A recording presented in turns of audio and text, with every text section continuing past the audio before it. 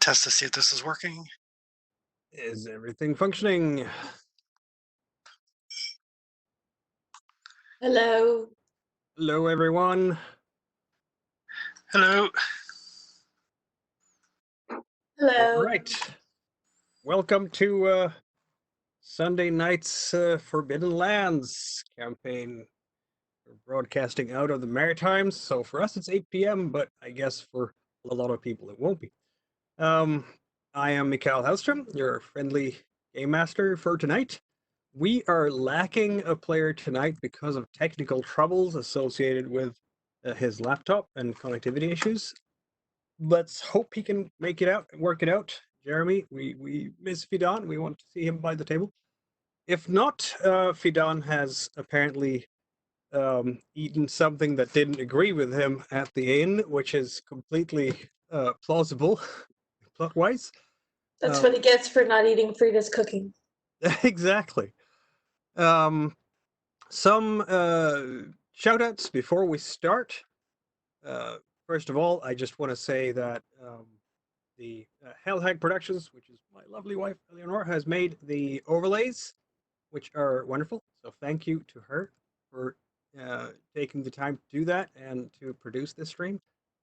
And I shall also introduce all the players that are in fact here: Joshua, Jessica, and Chris. So they will, in a moment, tell you everything about what their characters will do. But before we get to starting the actual game, I did want to make a small announcement about our shadow player recruitment. This is something that I do in a lot of my campaigns. What is a shadow player? Basically, I am outsourcing some of the faction leaders that are involved in moving things behind the scenes in the Forbidden Lands. Forbidden Lands, this setting, as described and designed by Erik Granström, has a lot of different factions. There are leaders everywhere that have different interests, different agendas, and as such, the player characters may well find themselves in positions that actually will affect power balances and whatnot. I'm shocked to say. But on the other hand, we can also say that some of these faction leaders are very likely to affect what the player characters encounter during play.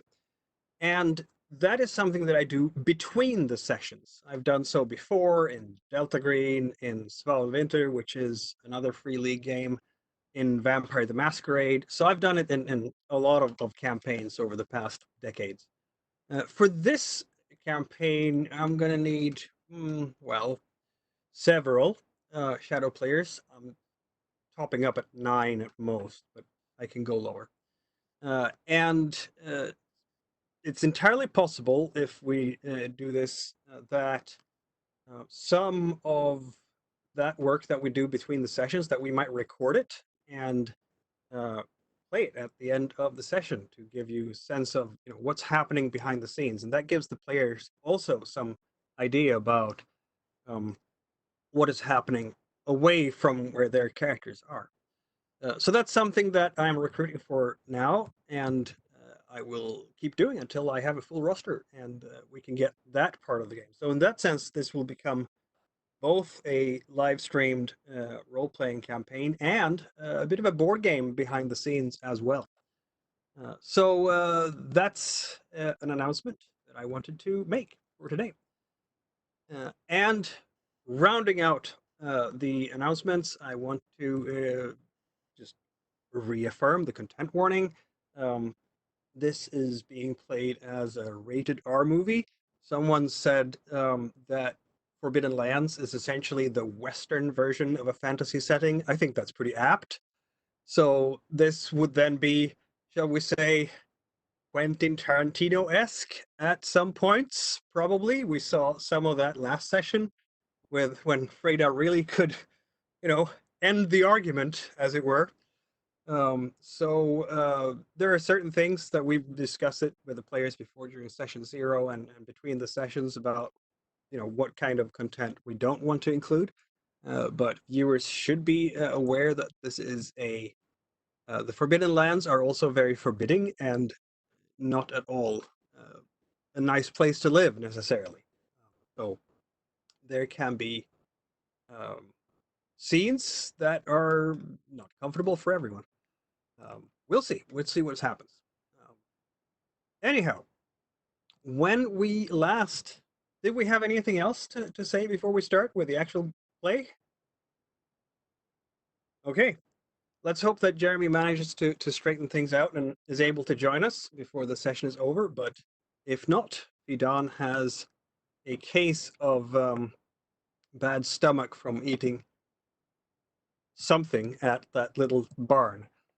When we last met our heroes, I was going to say, or not heroes, rogues and raiders.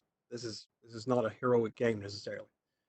When we last met our rogues and raiders, you Protagonist? Protagonist works. protagonist is a good word. When we last met our protagonist, you traveled from Peddler's Rest, that little collection of clay huts on the river, to see finally, after a lot of weeks of staying through the bad weather in Peddler's Rest, you traveled to Fort Riverstone to see if some of the rumors and legends surrounding that area might be true or not.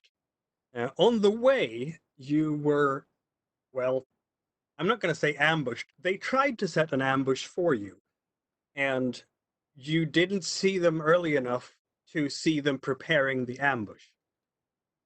But Frida's sharp nose and the strong insight skills of others in the group noticed that it was all an act. They were basically pretending to be terribly wounded.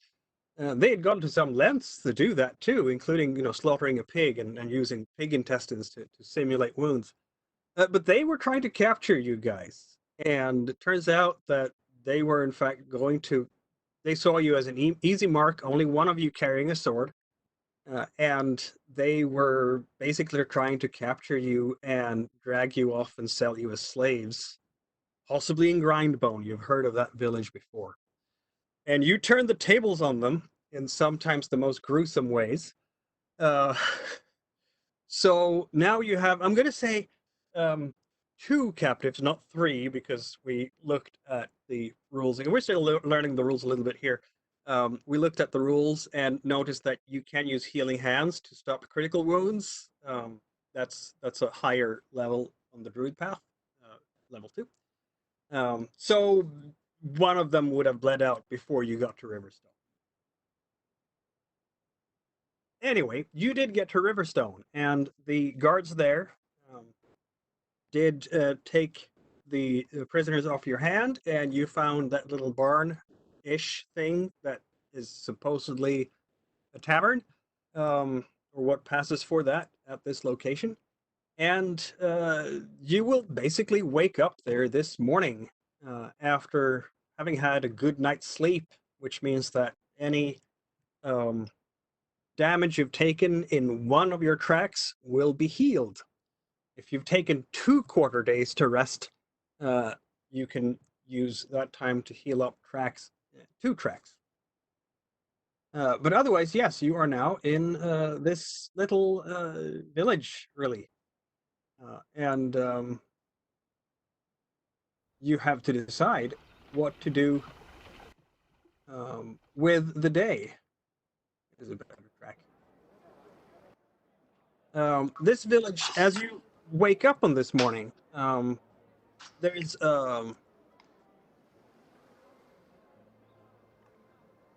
clouds in the sky. There's no rain today. It's chilly, just above freezing in the early hours of the morning. Still spring, right? So hasn't warmed up that much yet.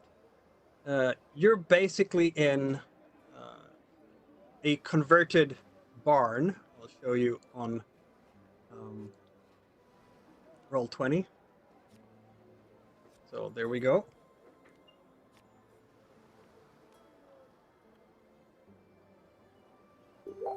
And Yeah, that's kind of what it looks like. The it's all wooden here. Uh, the beds are really roughly put together wooden frames that someone has sort of just strapped cloth over and then filled the cloth with hay to make it somewhat sleepable. There's lots of straw on the floor to um, keep you well, to soak up spills, really, in case it's necessary. The matron who is running this place, I suppose, is a thin and spiderly looking old lady who's trying the best she can. She's a bit hunched over after all the years, and she hasn't even given you her name yet. She's very gruff.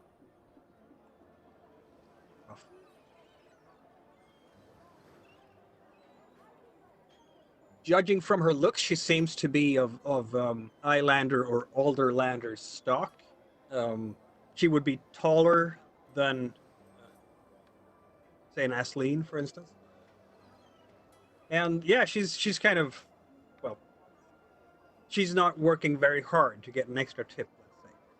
Maybe she's just foul in the morning. Who knows? But you're not entirely alone in this barn.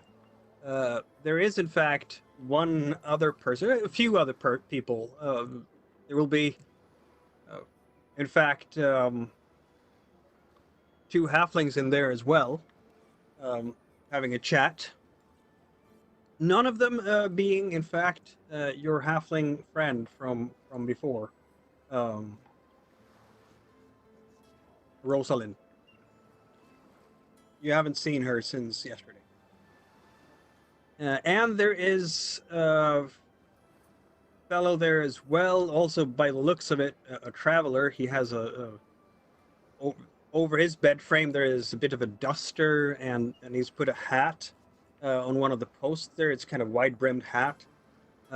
He himself has green clothes, hoses, tunic, and you will notice, in fact, as he's turning his raven black hair around when he's looking over his things and scratching his head for to find things in his little packs, that he does have that hint of pointed ears that half elves usually do have.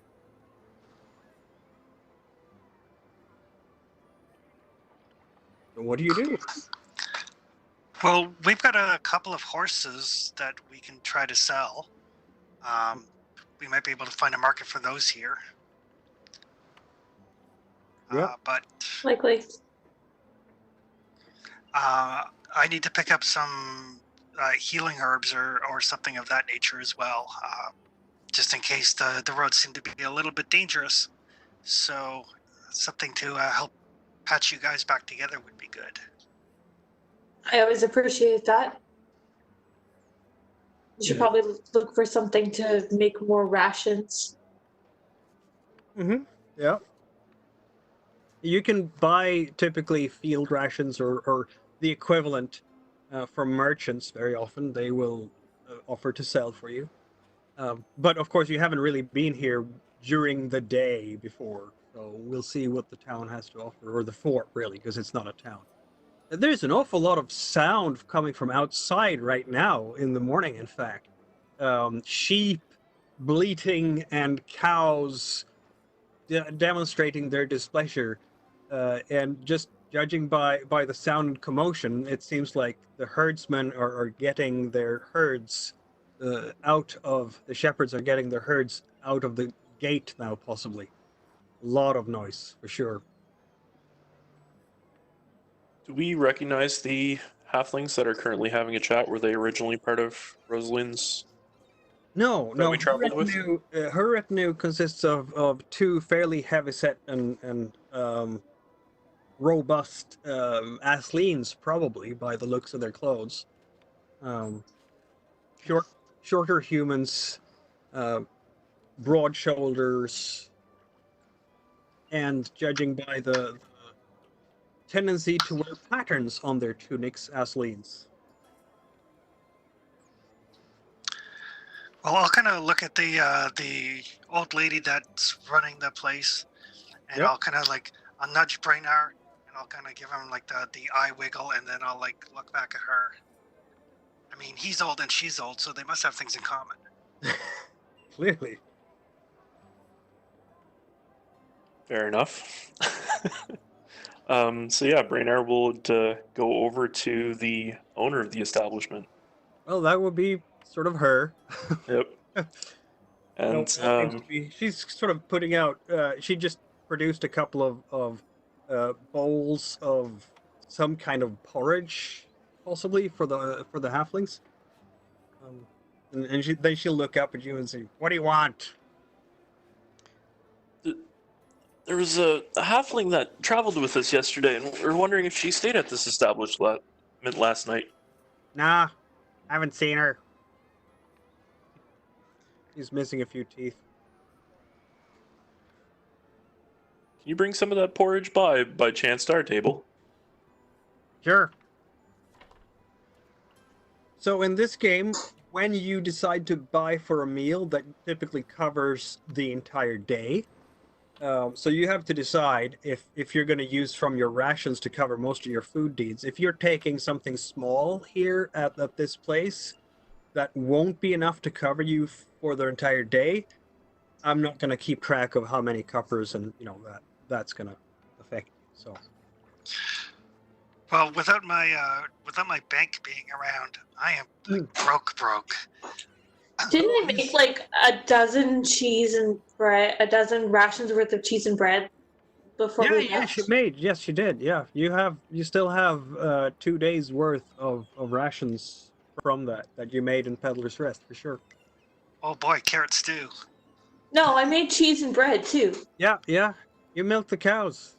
Yeah. This would be awesome if we had some meat to go with it. Well, I will go see what I can find in the market. Well, we can either sell the horses, or we can cook the horses. Well, which of you is going to be better at selling stuff because they're not going to buy it from me?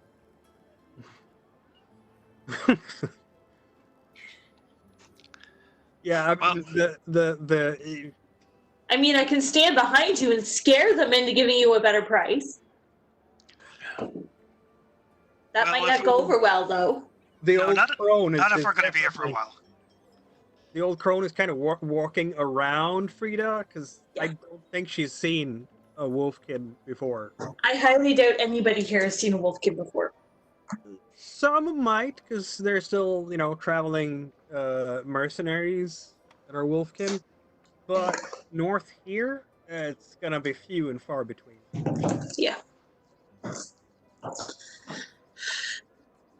So, I mean, I can go with you and protect you, but you'll have to do the talking. Okay, I mean, we can also ask around town. There might be something that needs doing, or might be some spaces around the wilds here that we can go and investigate. I am good with labor. Yep. Can I have myself an insight check?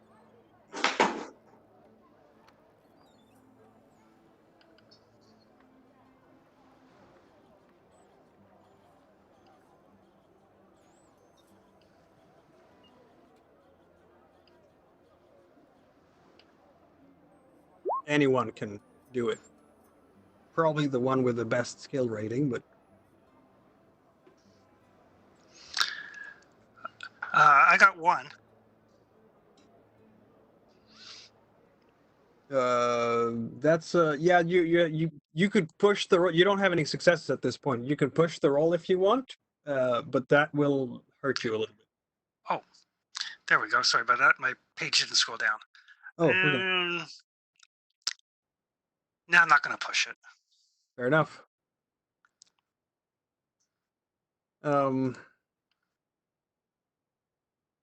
Yeah, Brennar is.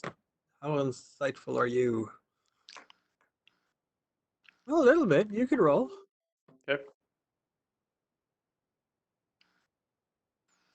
Well, there we go. Okay, you have a success, and you don't have to push it. I definitely won't. Okay. Don't want to hurt that brain. You will notice, in fact, that this half-elven fellow is kind of eyeing you. Every once in a while, and he's a young fellow too, judging by when he's not looking down and doing something. He seems to be fairly young, and maybe there's insecurities there for him. But yeah, every once in a while he shoots an eye or two towards you, and then he looks away when you look towards him. Do I recognize him even remotely past the fact that obviously he's a half elf?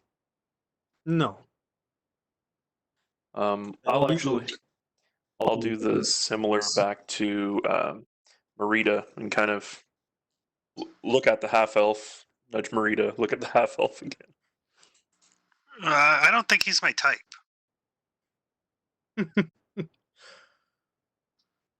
Yeah, he's not packing swords or armor or anything like that. If anything, you can see that yeah, there's some parchment scrolls there. There's some writing tools, and in fact, Marita, when you come to think of it, some of the things that you can just see because he's opening his backpack and he's checking things, and where's my purse, things like that. Where's my money bag, things like that, and you will be able to see that there are one or two trappings in there that could match a druid, perhaps, like spell components. Oh. Well, I'll just motion for him to come over the next time he looks up. I'll be like, come on, come on, come on, come on. Yeah, there's you do think that you saw a wand in there. See, maybe he's another wizard like you. Yeah, at that, Brainard actually probably would step off from the table and Yeah. go over and introduce himself. He looks up. Hello. Hi, it's not very common seeing another of our kind around here. Do you want to come join me at our table with my friends over there? And I gesture over at at Yes, Frida yes. and Marita. I'd like that, please. Yes. Yeah. He does though. Would you like some gruel? Yeah, I suppose that can't hurt. We have better food than I'm a gruel. bit hungry. Yeah, I wouldn't mind at all. Actually, thank you. We have better food than gruel, but we don't know if we like this guy or not. This is fair. So what is your name? My name is Green Walker.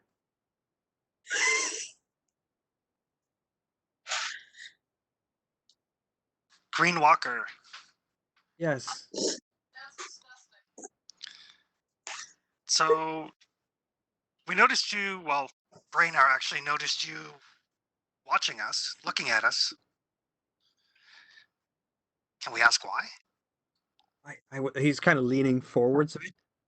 I was hoping that maybe one of you might be a druid like me.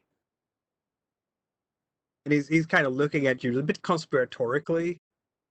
Why is being a druid sketchy? No, it's not. It's not at all. No, of course not.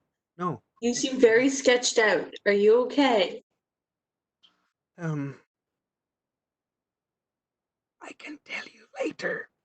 This is an actual whisper, so it's not a theater whisper. He's really just. Okay. Well, if we find a druid, what should we tell them you're looking for? Well, I was hoping we might work together on a sensitive mission task. Does this task pay? He's looking. I'm not sure druid magic can fix that kind of thing. he's looking at you a bit shocked. Well,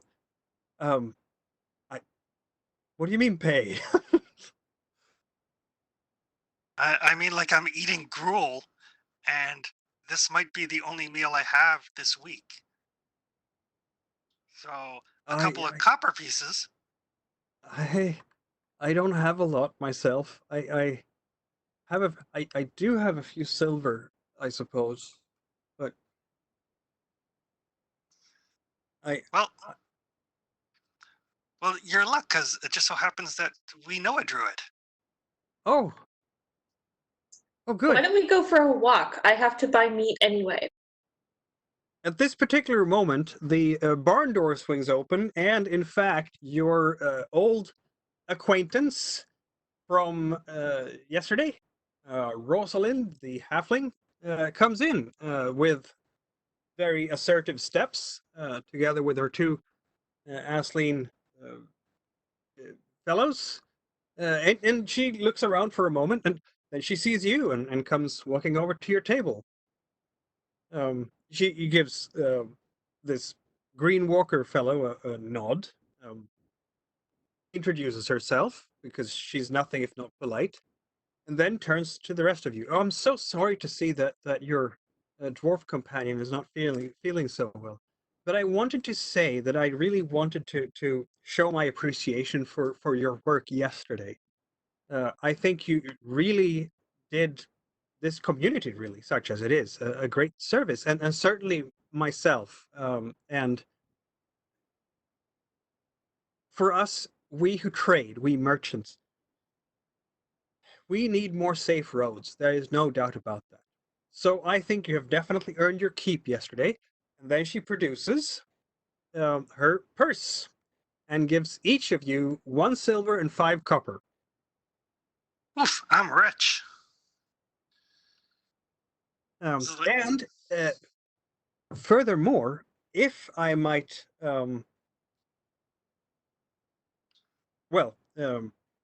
take your services in my employ again, I did want to go um, outside the fort today and have a look at the camp. I'm curious about who might be there. That sounds fun. Yes, we'd be more than willing to assist. Very good. Shall we say at noon then? Or any time you have time, of course. Well, we needed to do a little bit of shopping, and we need to to get in touch with our druid friend for Mr. Greenwalker here. Oh, yes, of course. Of course. I have to say, I'm not terribly pleased with the taxes that the local lady of this area have levied on merchants. So I have some trouble conducting my business at the moment, if you take my meaning. I'm sure it's for the best intentions, of course, but it's an unexpected complication, to be sure. Here I'm just prattling along. I will see you here for the midday meal then, and then we will together Sounds excellent. go to Yes. that camp. Very good. All right. Very good. Well, I hope that your business will be very smooth today. Thank you very much, Rosalind. She All right. bows and So, leaves so again. Greenwalker, when we're walking to the market area, do you want to come with us and we can discuss what you would need of me? I mean, okay, I should mention I'm the druid. Very good. Yes. Let's talk then. Yes. So That's we'll good. talk and walk. Let's go for a walk. So, having finished up your gruel, Gruel. maybe the morning's hunger, you come out into. I totally had some of my cheese and bread. I did not eat their porridge. So you come out into the marketplace. Well, market. I mean, this is really just the center of this little village, this little fort that also doubles as a village. Many residents could there be here in your estimate? A few dozen, not more than 50, probably. And you're still, as you're coming out, there's still a lot of commotion, precisely because there's still a whole bunch of cows and sheep being herded out through the palisade doors. And you'll see that some of the, at least one of the shepherds is definitely a halfling standing there with a stick and trying to get people out. So yeah, there's a lot of commotion. There's going to be a couple of kids staring at Frida because they probably never saw Wolfkin before. But Green Walker is... I will wave and like smile like I'm not scary at all.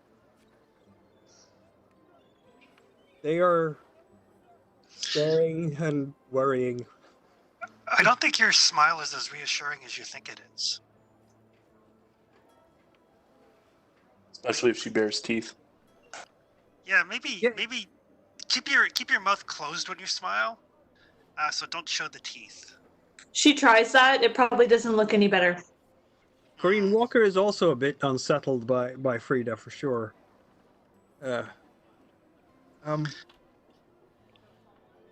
He kind of bends in towards Marita a bit. Yes. So what I wanted to say, but I didn't want to do it in there where they could listen. There's supposed to be a tome here in the area somewhere, and we have to destroy it. A tome, like a book. Yes. But it's tied to demons, apparently. This is why I've come. Oh, yeah. When you say area, you mean like here in the fort or just somewhere in the vicinity? It looks around a bit. Not sure. Could be in the fort. Could be maybe... I just arrived myself last night. You were asleep. I don't know. I can only say what I've heard about it. Well, yeah, if there's a demon summoning book around, then we need to make sure that does not see the light of day. That's what I feel. Yes, that's what I feel. And then it kind of looks over again to Frida. She's not a demon. We've proven this already, I'm not a demon. Fair enough. Well, yeah. Some of my mentors say otherwise, but Well, they're dumb. Does this tomb happen to have anything to do with the priest of the serpent? No. I'm not working with the congregation of the serpent at all. No. I work with, various orders really. When I come to these lands, it's mostly the Raven Sisters when I can find one. But no,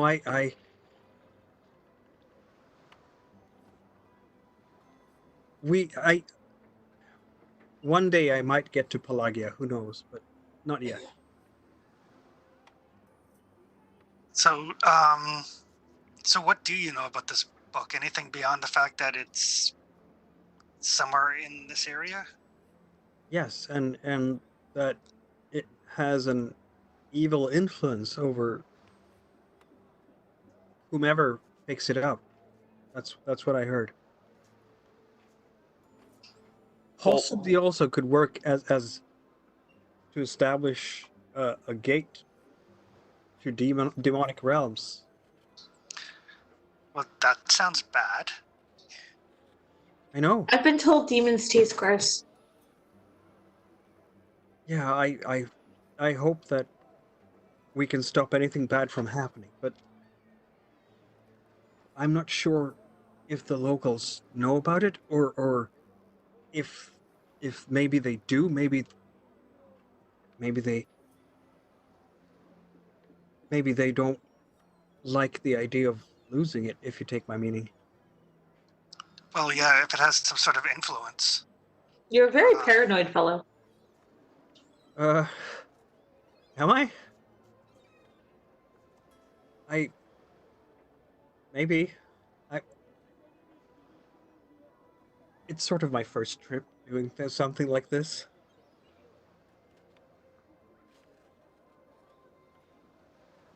Well, we should be able to lend a hand. You know, no good demon is a good demon. I've been trying to watch this place from afar, you see, and I worry. Maybe if there is a Raven sister here, we can get some help, but I don't know. I haven't had the chance to explore properly. Do you want to take the morning, see if you can find one of them while we go finish off our shopping? I suppose I could do that, yes. And I'm assuming that a book would give off some sort of magical aura. I don't know if Brain Eye might be able to sense it, That's But my thinking too. but I If imagine we're we'd have to close be enough. really close, yeah. What's it smell like? I wouldn't know, he says. That was clearly a question he was not anticipating. It smells like evil. I kind of know what that smells like. Okay. Maybe I don't usually use that particular sense to, but I suppose. And then he just looks at you again. Yes, I suppose. Well, Yeah, that is anyway my particular task. Yeah, we should be able to sense it if there's something nearby, but I think we have to be pretty close to it, Marita, for us to be able to do that. Yeah, and we'd probably draw attention if we just wandered around the town trying to sniff it out. No offense there, Frida. Not taken. This isn't a terribly big town. As I said, it's at most 50 people altogether, and you can see all of it basically from where you're standing. There is that wooden palisade surrounding it, and then you have that little cluster of wooden buildings. The biggest buildings here is the fort itself, the tower that rises 3 stories, so it's not the most impressive tower one could have ever seen. And then there is that barn, there's several others almost as big. This one has, the one where you slept has been, they've done some additions so that they can accommodate both traveling guests like yourselves and their whatever pack animals, or riding animals, mounts that they might have, and so on. So they've made that extra extension there. And then there is some other barns here to keep cows and sheep over the night, things like that. But otherwise, the last significantly sized building here would be right in the middle of the square, basically, a small temple or shrine dedicated to the Raven, as you can see by the glyph. How did he miss that? That's a good question. It might be that he just came in during the night when it was dark enough. As he said, he came when you were sleeping. Yeah, but if it's in the center of town and it's a temple, they're usually lit up in the middle of the night. That seems really sketchy. Well, maybe, I mean, if it's to the Raven Queen, maybe they're not big, or the Raven Sisters, maybe they're not big on lights. Maybe they like it dark. Maybe. But I mean, We'll take a look there for him. Or with him, rather. After we get some meat. yeah, maybe we'll stop at the temple on our way back from doing our shopping. Okay, let's go sell the horses. Yeah, it's either sell them or eat them, and I'd rather sell them. I gave them names. I can't eat them. Horse doesn't taste right. Horse is fine. I can stew out of it. Horse is a desperate thing. We can get some pig or cow by selling the horses. I'd rather do that. I've had horse before. It's awful. So have I. I prefer beef. Thank you. So yeah, so we'll make our way to the market. Yeah, See if we can't sell the horses. Actually, we may as well sell the horses and the cart, because without the horses, we don't need the cart. exactly. And then we'll see if we can pick up some actual ingredients for to make real food from. All right, let's see how well you might be able to trade with people. None of you being a peddler. We'll have one of you take lead on that. Who would be best with manipulation?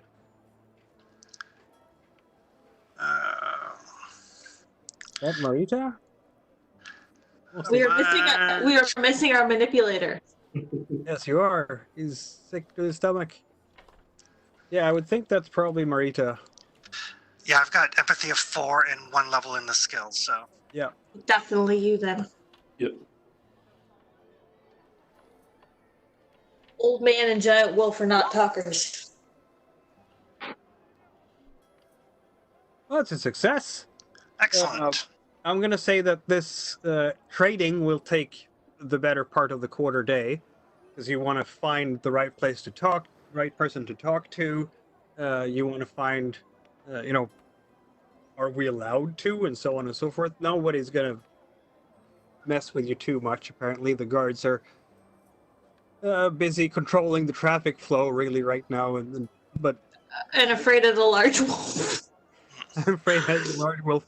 And you also captured those slavers the other day, so they're quite pleased with that. So you will be able to find some locals outside this little fort, and I'm sure that you will see that at some point during this quarter day. There are pastures. There's some field for growing whatever type of grain that they might be interested in growing. They're just starting tilling the fields, really, because it's spring. That's the time of year. Nothing has started really growing yet. So they do have some farmed lands and some lands for their cattle here, just outside, which means also that to add to that, there's some smaller sort of hills, burrows that back up on the palisade just outside of it, which are the halfling dwellings. Very nicely tended gardens, very nicely. They've made sure to keep the paint on their rounded doors pristine and in perfect order, and cleansed up that doorknob so it shines in whatever little sun that you might come out today.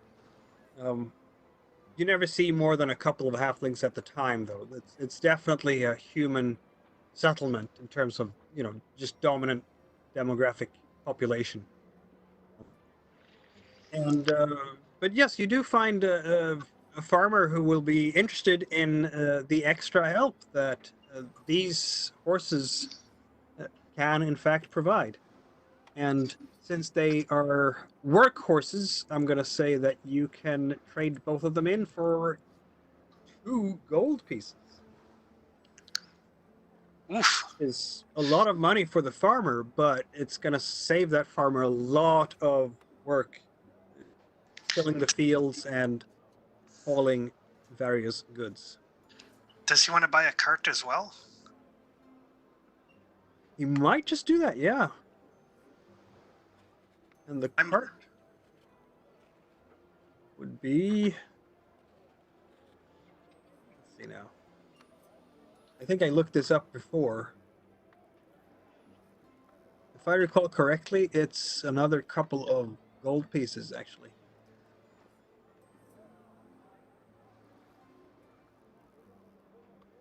Oh, there we go. Wagon. Yes, indeed. In fact, 3 gold pieces. So that would net you 5 altogether. Wow. Yes. Excellent. I'm going to say that it's not just a single farmer buying this. This is going to come off of several. Possibly backed up by the fort guard. Because, of course, the fort... the liege lady, Lady Nirinda, you've heard her name mentioned several times, will have a bigger cash box than most of the farmers. But yes, between the three of them, different farmers and the liege lady in question, you should be able to hand them over that. There is a cage in that cart as well that I'm sure they will take off your hands too, because they have a dungeon, Excellent. which is completely fully stocked at the moment. I'm tempted to give up being a druid and just roam the roads looking for bandits and taking their horses.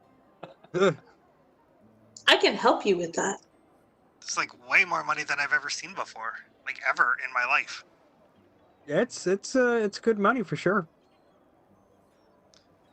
All right. So while we're in doing the shopping around, and now that we have some actual money to spend, Yeah. I need to get some herbs and some sort of solvent to practice the talent that I'm trying to learn. Yes, indeed. I would like to pick up some meat and actual proper food ingredients and make us some more proper rations. Yeah.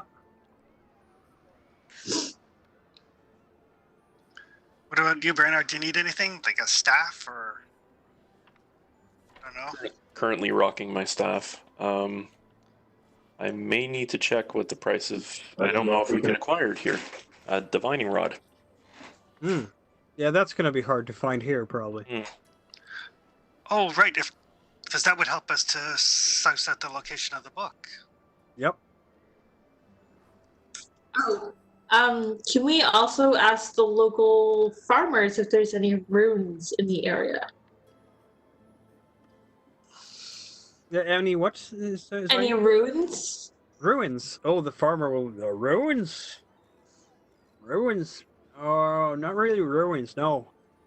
But, oh, are you maybe some kind of adventurers then, are you? Just looks at the sword.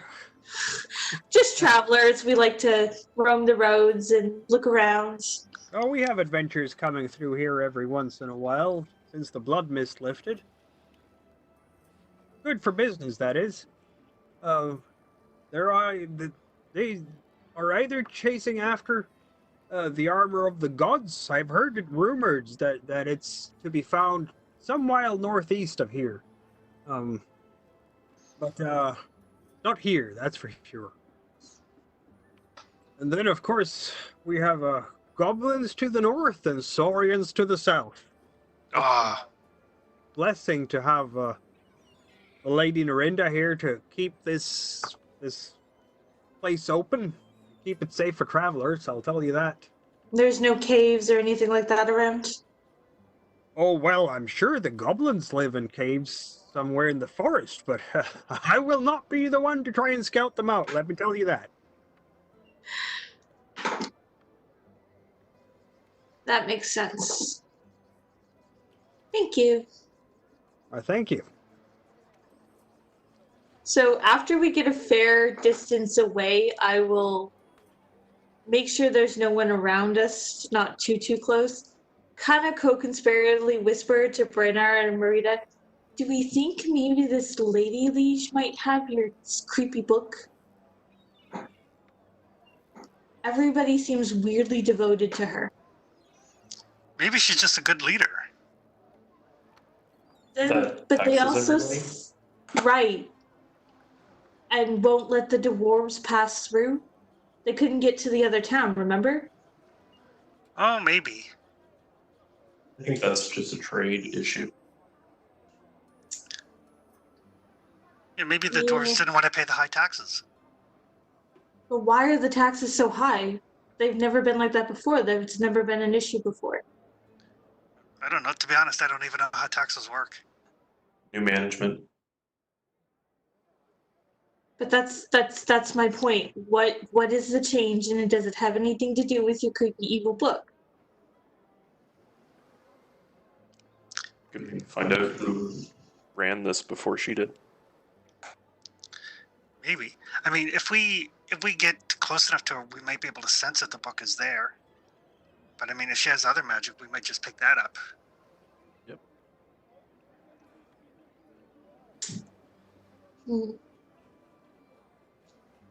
let's go find your herbs. Yeah, and well, I mean, while we're here, now that we have some money to spend, I mean, it is a fort. We might be able to pick up maybe some armor or something for Freda. I doubt you'll You get might be anything able in my size. You might be maybe- able to. Judging the guards around here tend to have leather armor at best. They have leather armor, spears, shields, axes. So far, A you've only shield would seen- be better than armor for me right now. But you Yeah. have a shield. No, I don't. I have a very big sword. Oh, That I piece use of my fur- sword like a shield. That piece of fur looks like a shield, but she's just got really hairy arms. That's a blanket, thank you.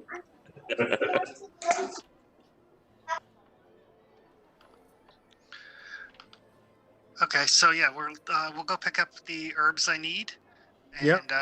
we'll find a I have Find to a go do shield. a thing with OOC, small humans. Yep.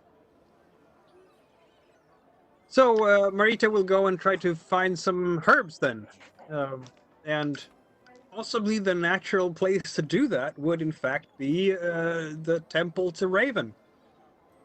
Aha. Raven sisters are very often druids as well. Oh, good to know.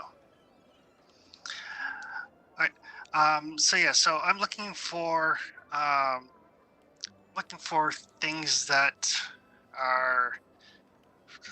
can be used medicinally, but can also be used to impair somebody or to weaken somebody, things of that nature.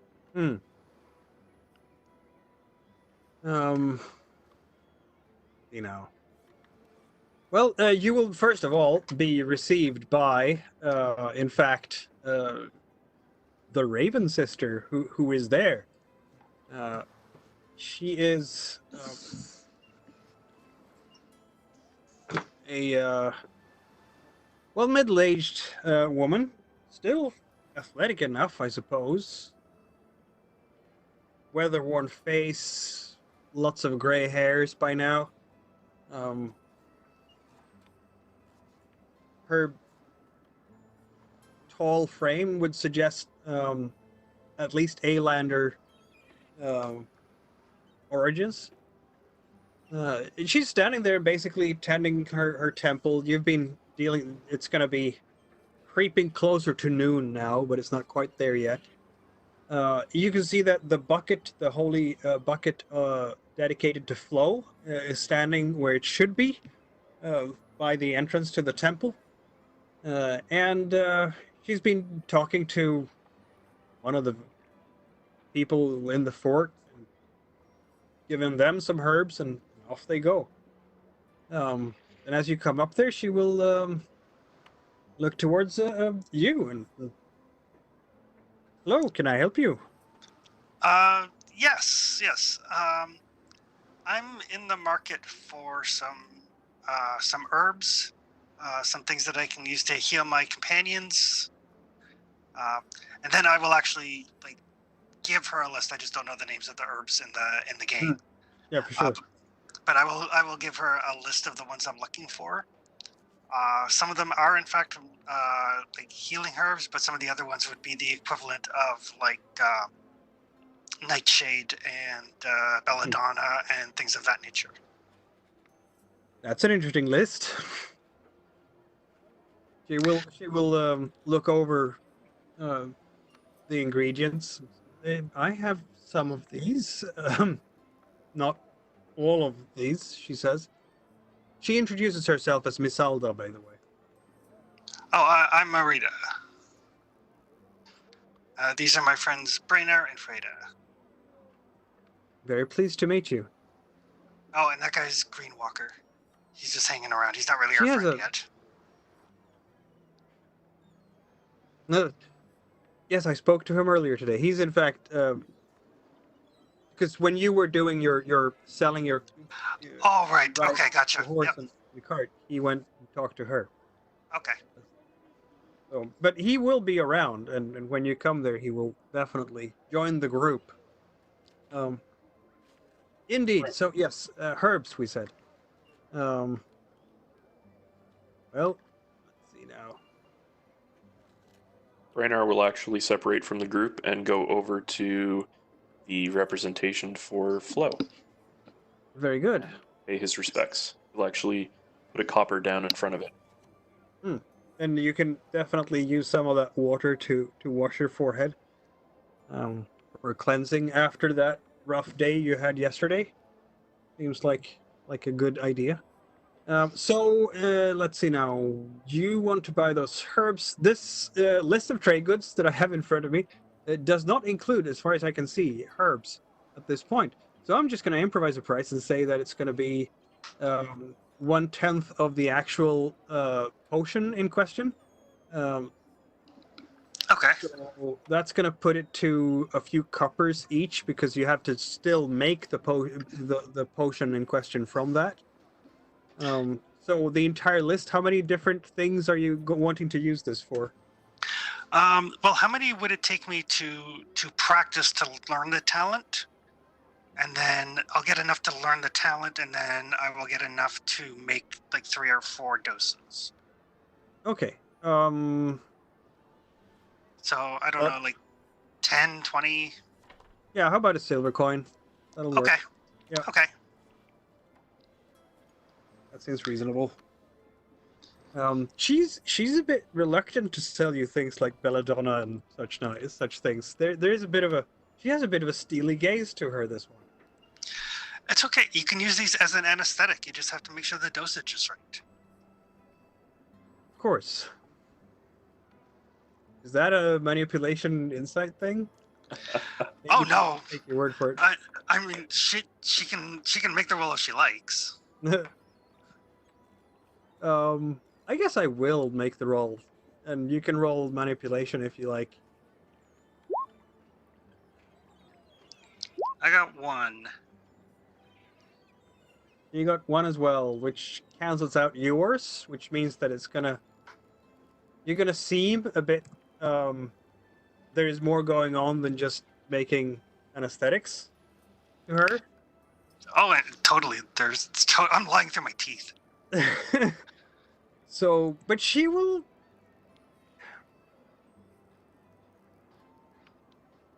Now she has a bit of a conundrum here. You can tell from the building that it needs touching up. You know, it's not been painted for a while. There's probably her roof after the winter is probably gonna need looking after seriously.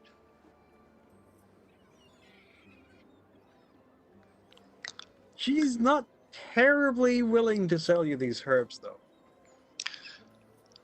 I will offer her 2 silver, and I'll kind of look at the roof. She will give in to that. She will give in to that. Okay. And then, not like a real whisper, I'll be like, Brainerd, maybe you should ask her about the evil book, because I don't think she's going to tell me anything. So yeah, that's probably about time Brainerd comes back from worshipping Flo. Yeah, he'll... Zelda, correct? Yep. Okay. Miss Zelda, we were talking earlier to Greenwalker, and he mentioned something about sacred tomb possibly was in the region. Tomb. Oh no, you talked about the tome. Yes. I'm afraid that's a wandering legend, she said. There's no such thing around here. Roll insight.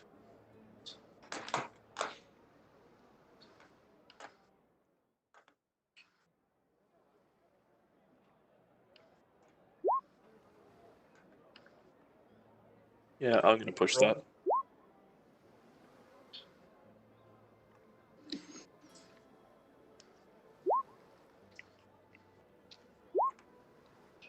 So that's my pushed. He has 3 successes. You have 4. Wow. Okay. She is a stone cold liar. She has said this lie so many times that it's just like a reflex for her.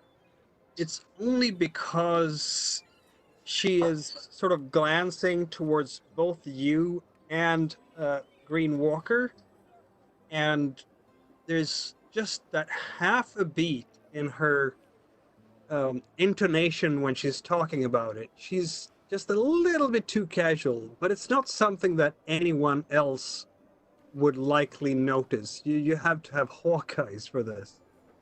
You have to be an expert in modern days. Like, you had to be an expert, criminal profiler or criminal psychologist to even notice that slight beat, which is definitely just passing Marita and Frida completely by. But it's there. That's unfortunate. Can I smell any nervousness or anything like that on her? No. Well, you can roll an insight roll, and if you beat her 3 successes, Probably not. probably not. But I'll try. You never know. You're most welcome to try. In the meantime, I'm probably too busy going like, okay, Frida, these ones you can cook with. These ones you cannot. Probably. Oh, I wonder if this is what Fadan ate last night. We want to stay away from that one. Nope. No. You can smell. She has a series of different smells on her. Incense. There is other variants of smoke, just wood smoke and things like that. She's obviously cooked something fairly recently. And there's that slight smell of raven feathers. She has some adorned on her dark gray robe. She's probably giving me a headache then. Maybe, yeah. There's a whole bunch of different smells. Yeah. Yeah. Okay. I want to go.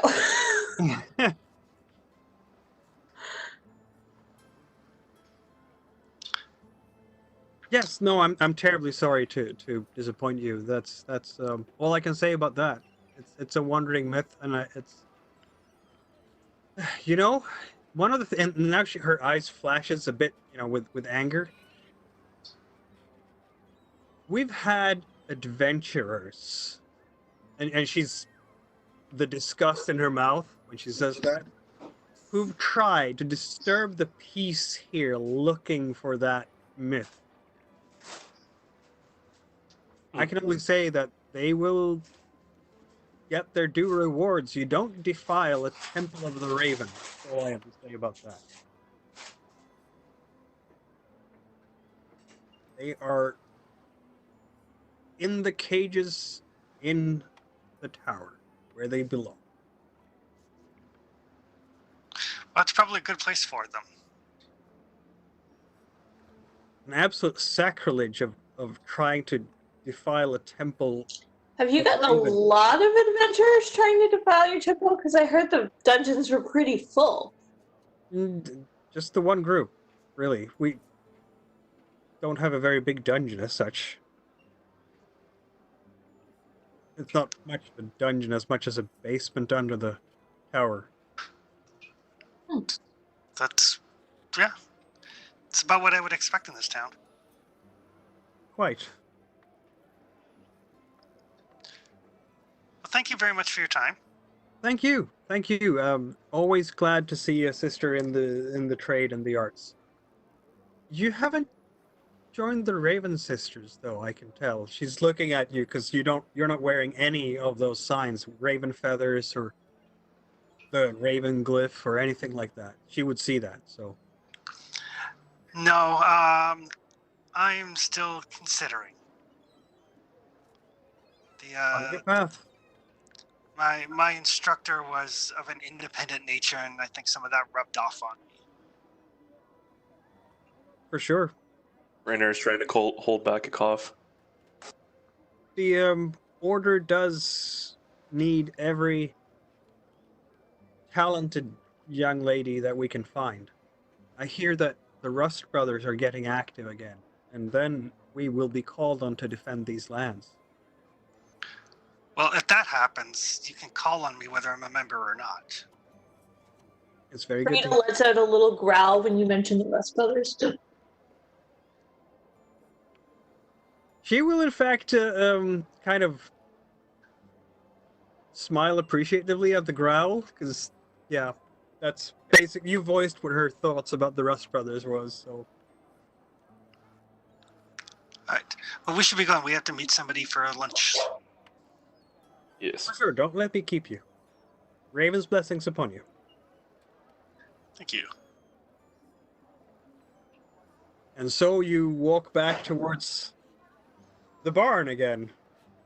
Is Greenwalker following us, or is he back at the temple? No, he's going with you, and now he has his sort of duster and that wide-brimmed hat, which kind of covers up the tip of his ears a little bit, and but he's walking with a bit of a slouch in his walk, and he looks definitely despondent. She said it's not here. I've made this trip all in vain. I wouldn't assume that too soon. There's People lie. Even religious people lie.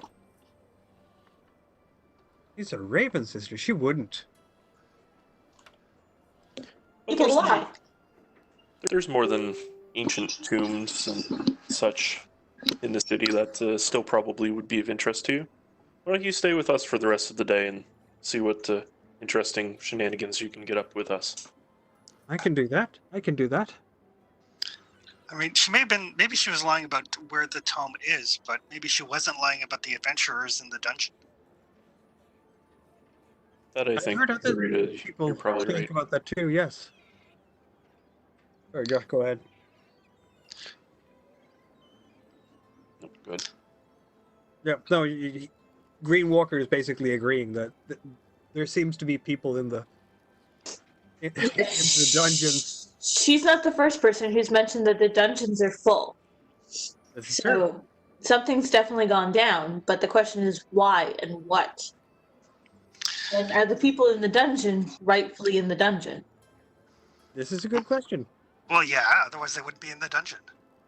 You and I both know that the law is necessarily not always the most lawful. The only people that end up in dungeons are bad people and stupid people. We were almost put in cages on the way here.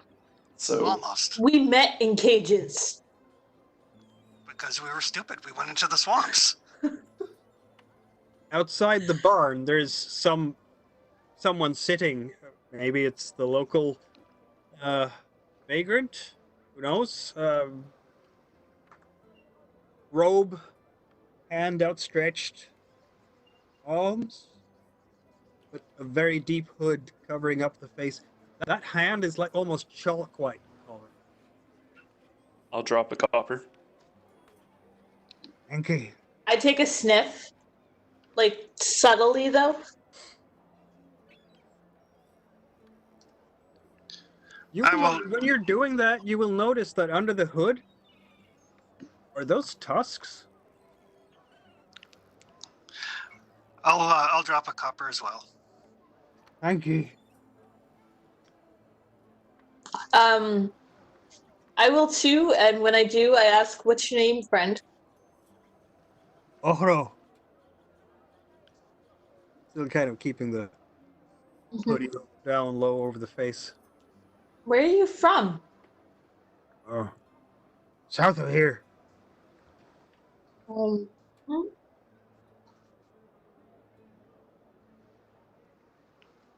Oh, come on, we got people to meet. All right. I'll continue on with the rest of the party for now. Frida, do you have any food? Oh, yes, you're right. I do. I will give him a loaf of bread and a piece of cheese. Yeah, so basically you're scratching one of those meals. Yep, sounds good. I think that maybe Fidan can get something down as well, so then you will be down to, well, tomorrow you can Though inside you will in fact find Rosalind again. She's having a meal that she must have paid for here. It's some beef jerky, more porridge, and yeah, they don't. Oh, They honey, still next time have let a me whole lot cook of for you. fresh bread. Let me cook for you next time. She's eating a couple of carrots as well through the meal. Whenever she can Carrots. It's a Spartan meal. I'm going to It's, ask the barkeep what the best meal they offer is. the best meal they offer. Well, that would be, in fact, we serve you up with Oh, some nice venison. Yes, the old lady is not there at the moment. This is a sturdier fellow, perhaps her son. Big sort of mustache that goes down. Starting to get bald on the top of the head. We can offer you up some venison if you care. We have some hunters around. They go close to the forest when it's not nighttime. venison sounds ideal. Very good. I can cook you up a nice hearty meal of venison for a silver each. I will gladly pay that. Can I give you a couple extra copper to cook it myself? He has not seen Wolfkin very often. Wolfkin chefs, even less. Not sure I would keep a certain order in there, you see. She doesn't shed. Much. Well, I suppose it can't do any harm. Okay. So she'll go back and just start. She knows her way around. Yep. Oh, absolutely. Yeah, you can cook up a storm, absolutely. Yeah. In there. And after a while, I mean, this fella, he's looking at you and, oh, she knows her way around, that's for sure. So I will cook No up the problem. venison for the party. I didn't know your kind was so good with a cauldron. I'm just full of surprises. Well, don't get lots of wolfkin around here, so learn something new every day, eh? So maybe they all cook. Maybe just the ones that you've seen don't. I've seen one of her kind, must be a couple of years ago now. Big feller. Had a fairly large axe. As far as I understand, not bad at wielding it either. Didn't show that around here, you understand. No, it was a mercenary working for one of the merchants. Frida slams a knife down on the counter I'm sorry. and continues chopping.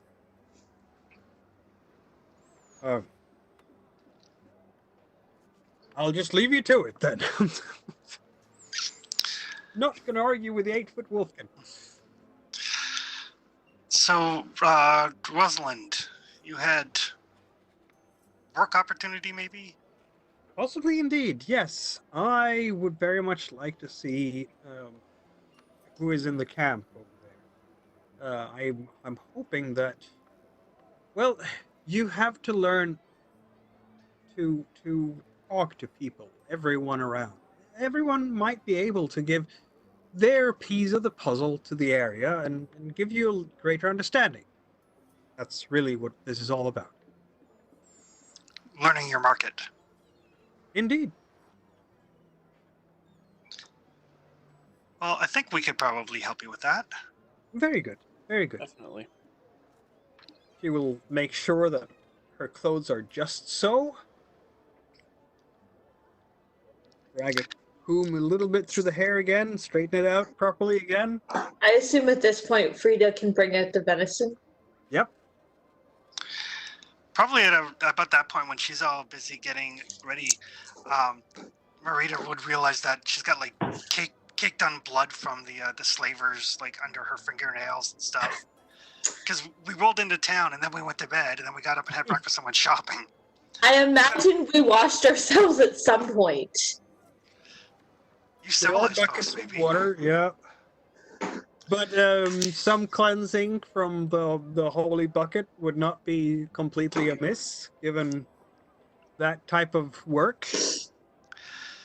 So yeah, so before having lunch, she'll get washed up. Probably notice that there's some blood stains on the clothing and stuff, and just kind of shrug and go like, well. If I get enough of them, it'll just be a new color. There's a lot of reasons why you can get blood stains on your cloth around here, including, working in the butcher's shop or just having a bad accident while you're working with your tools, and so on and so forth. So, In my line of work, it's an occupational hazard.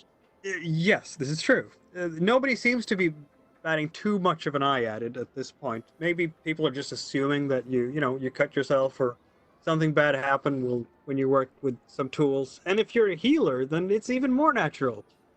That's right. They also might have heard the story of us bringing in the slavers, because I'm sure that would be news in town.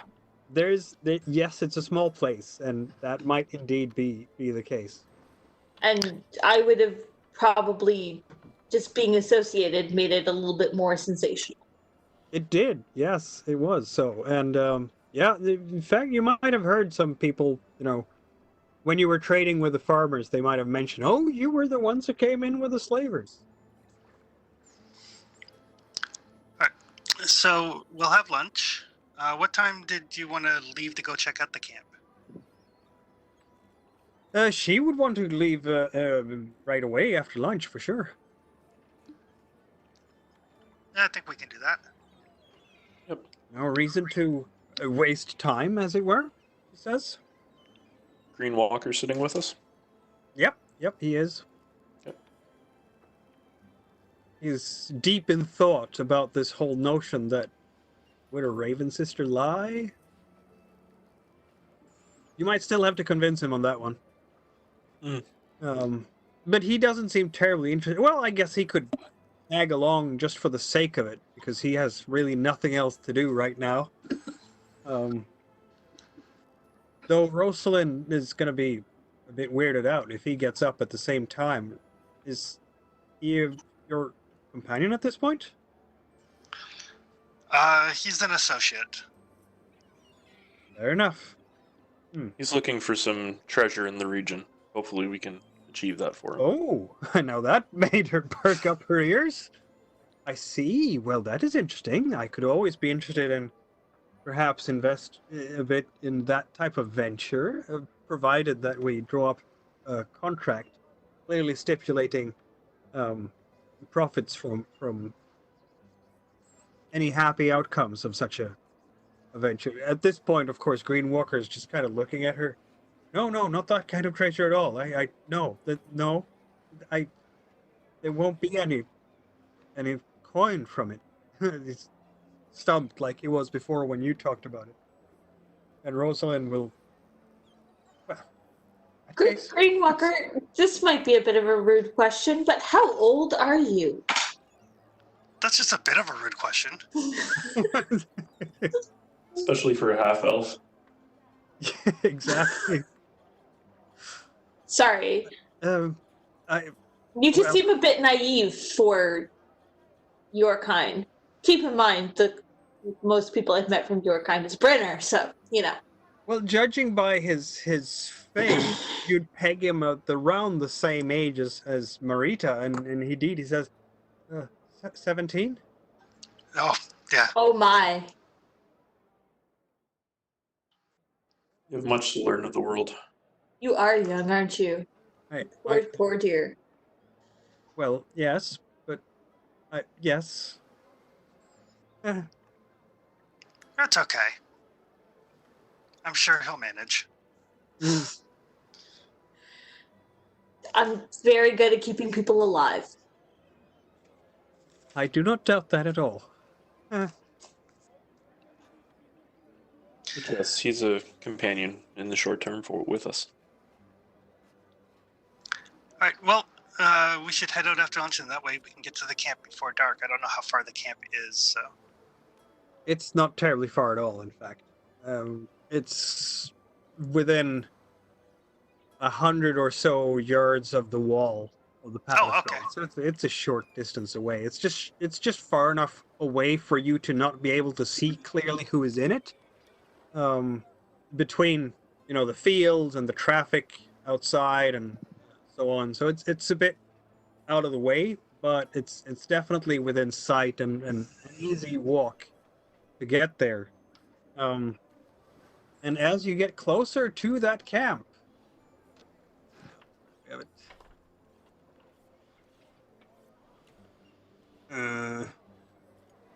Okay. I don't think I uploaded it yet, because I'm foolish enough to not do that. Which is sad, because we have a map of it.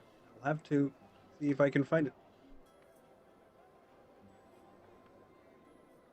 Shouldn't take too long. My apologies. Roll back a little bit. Oh, not there. There. I just gotta grab something to drink. I'll just be Yeah, like 2 do that. minutes. There we go. Found it.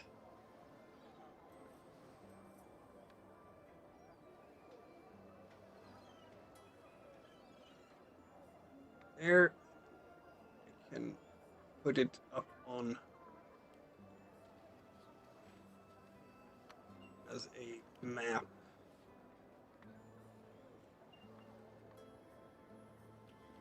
There we go. Uploading. It's quite convenient that way, Roll20. Doesn't take too much time to address things like that. Yep. All right.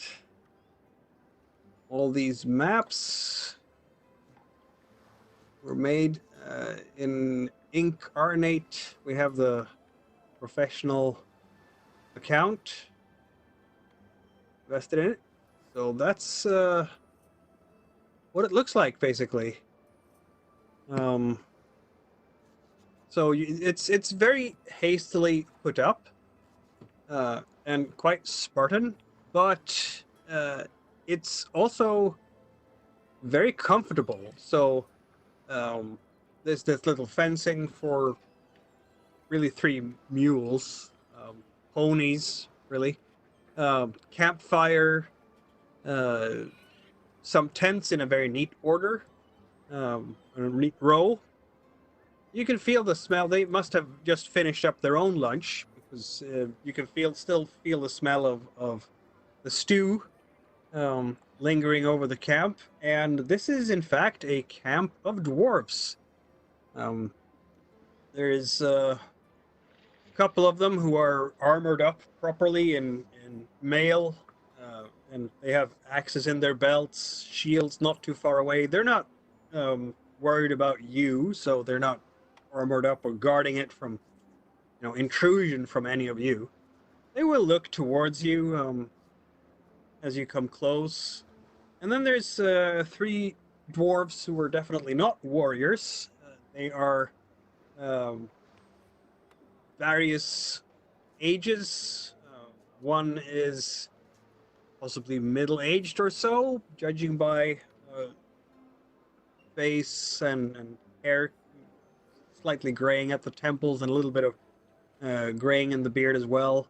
One is definitely older than that, starting to get wrinkly and slightly silvery beard, but very ornately braided beard. Quite beautifully done, in fact.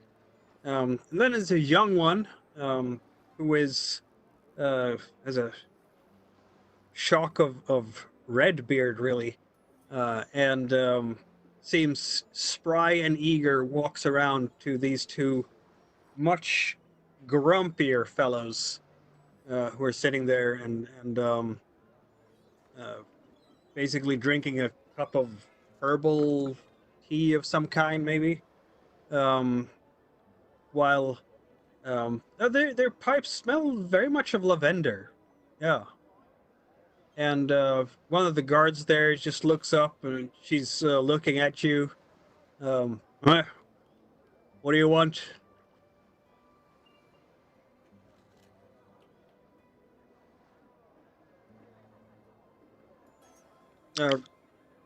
Yeah, did any of you want to speak, or Rosalind will just introduce herself and say that she's simply come to make everybody's acquaintance? She introduces herself as a merchant who is always interested in hearing news from faraway lands. And, well, seeing as none of you, I mean, you seem pretty peaceful. The only one who's carrying an obvious big weapon in this group is Frida. So they I am an obvious big weapon. Yes, indeed. So they will let you through to the three gentle dwarfs who are sitting there. They'll get up. You'll notice that the sort of middle-aged one, so if they have young, middle, old, the middle-aged one will be really grumpy. This one is dressed in very nice clothes that are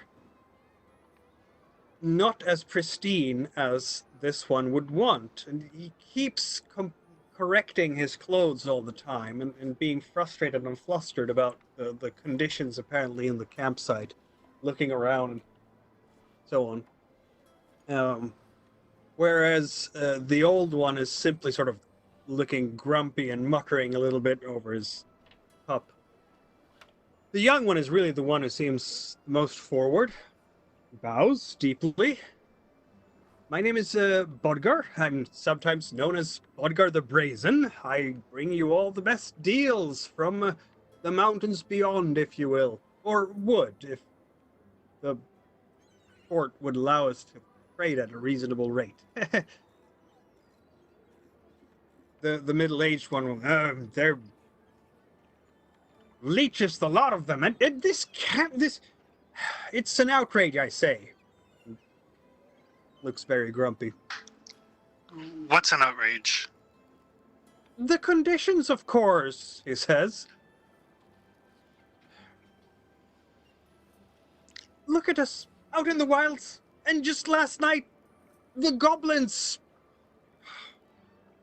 We have no protection. Nothing. It is an outrage. You're not allowed into the fort, or? Not until we pay the fees. Bodgar will... May I introduce my traveling companions? This is the Tribbletwine brothers. This is Merble and Thulman. Merble being the old one, and Thulman being the younger one.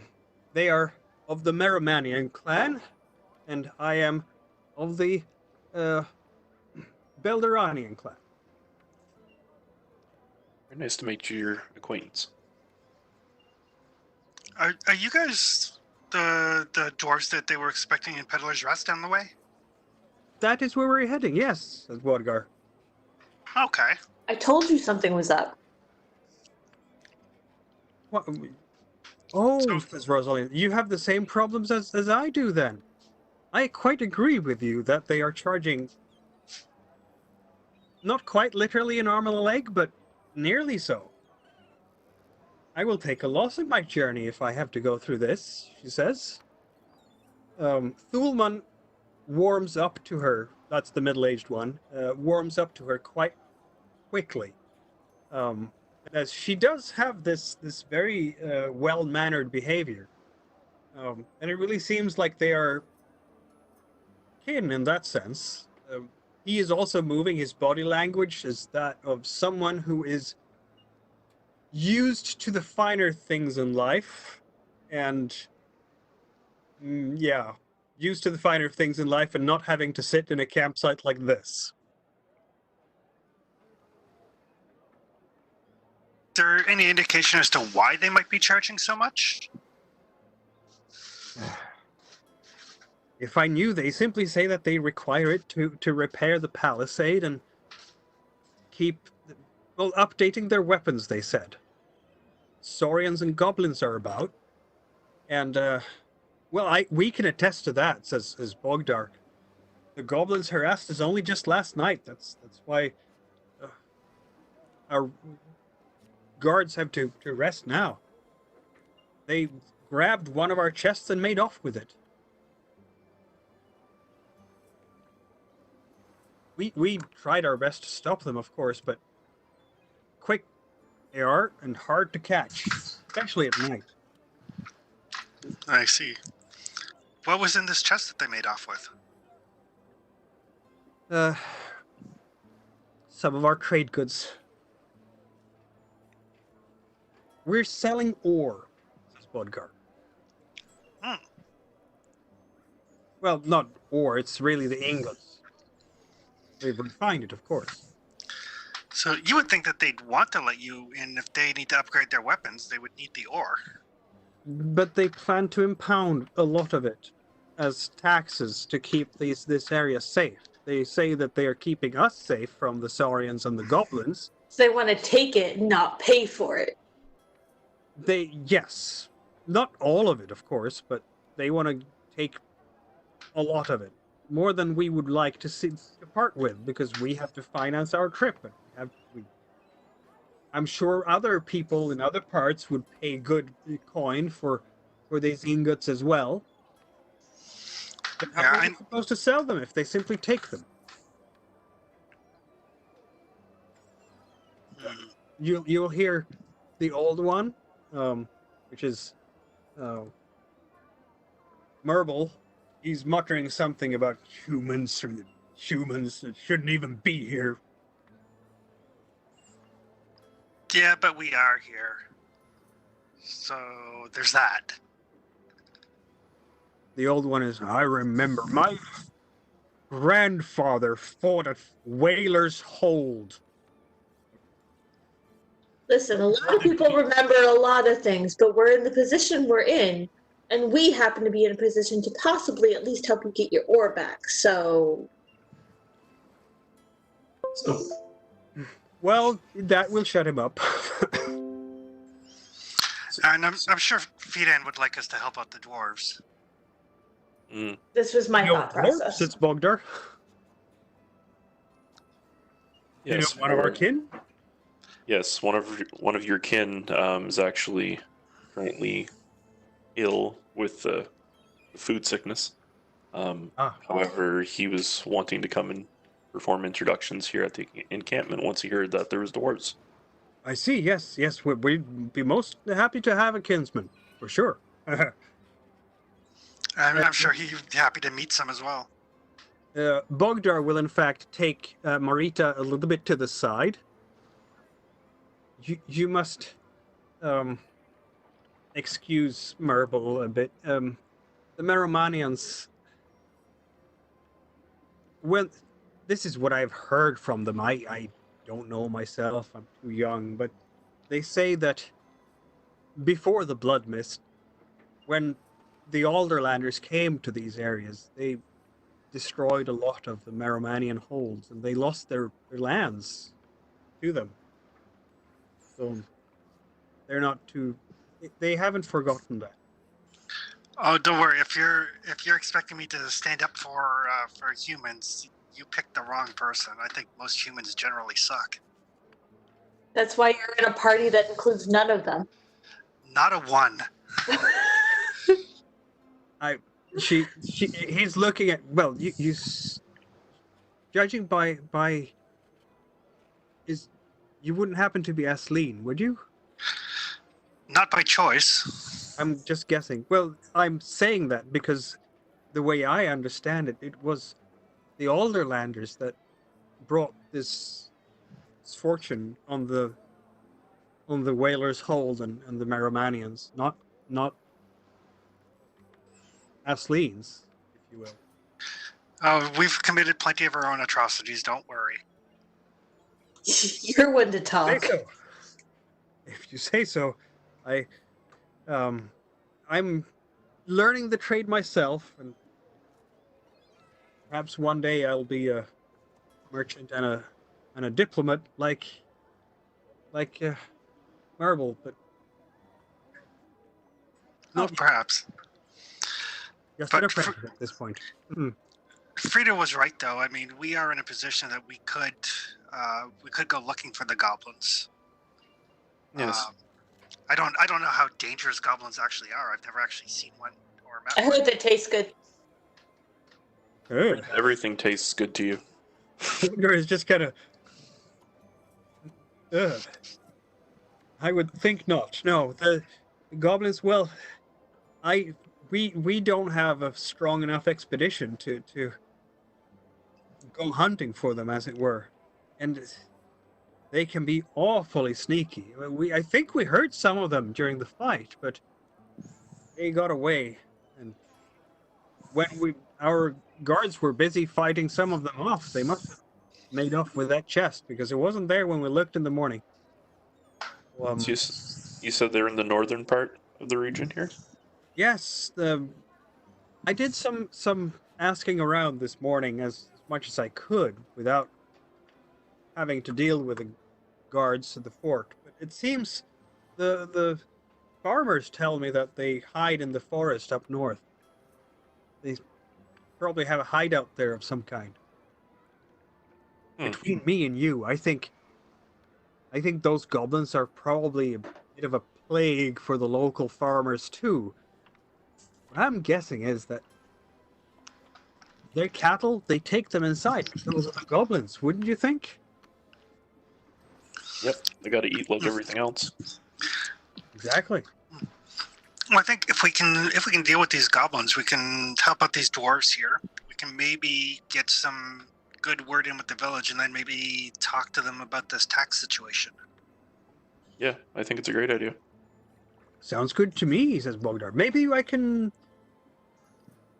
send you at least one of our warriors to go with you. Regards. They're good to have in a pinch, our folks. Yeah, that would come in handy for sure. That way Frida doesn't have to do all of the heavy lifting. True. And I'll do my best to keep them alive. I'm a bit of a healer. That would be very appreciated.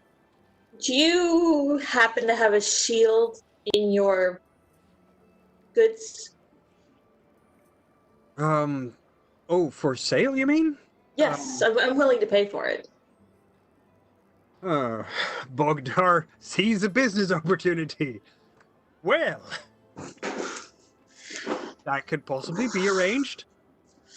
We have not really brought weapons as such, or protective things like that, but I'm sure we can arrange something. And Bogdar looks over the other dwarves. We can trade you one for not too high a price.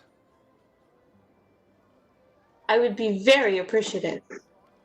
And she tries to smile in a non-threatening way. Well, a bit of a discount, seeing as you're helping out with this thing. Now, these are dwarves, so it's not necessarily going to be a large shield for you. But they will part with one of their shields for the simple price of only 3 silver pieces, which is in fact half the usual price for a small shield. Okay. Very good. Add small shield to Frida's inventory.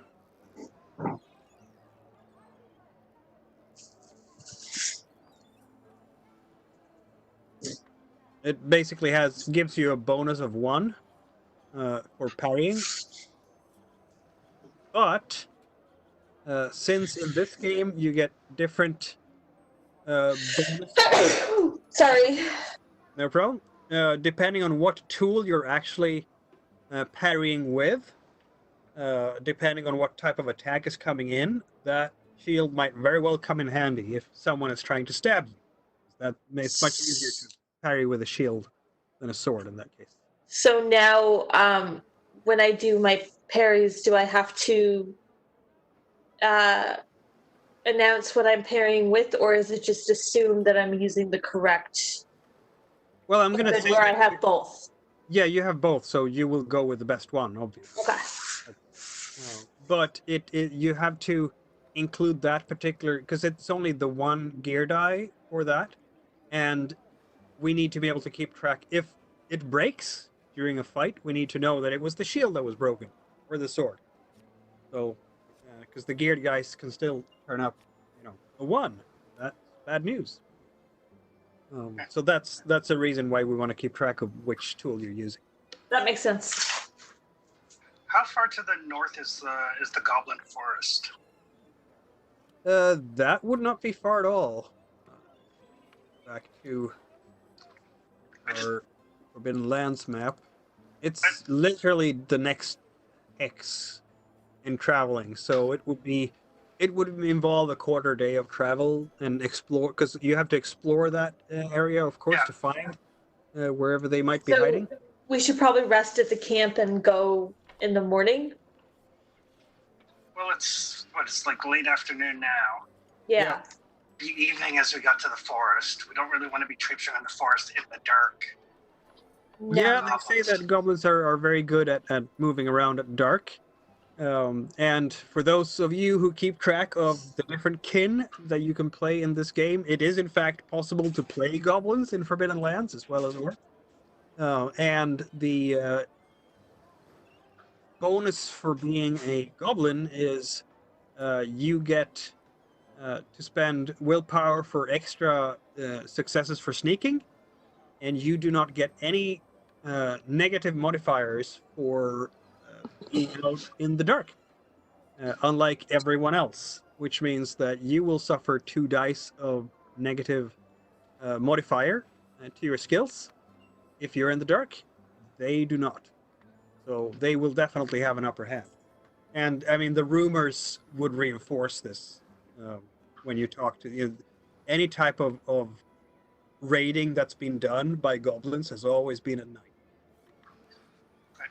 So setting out in the morning sounds like the best plan. Yep. Well, I suppose their guards would do watches. Doing a watch overnight, because the goblins have already raided this camp once.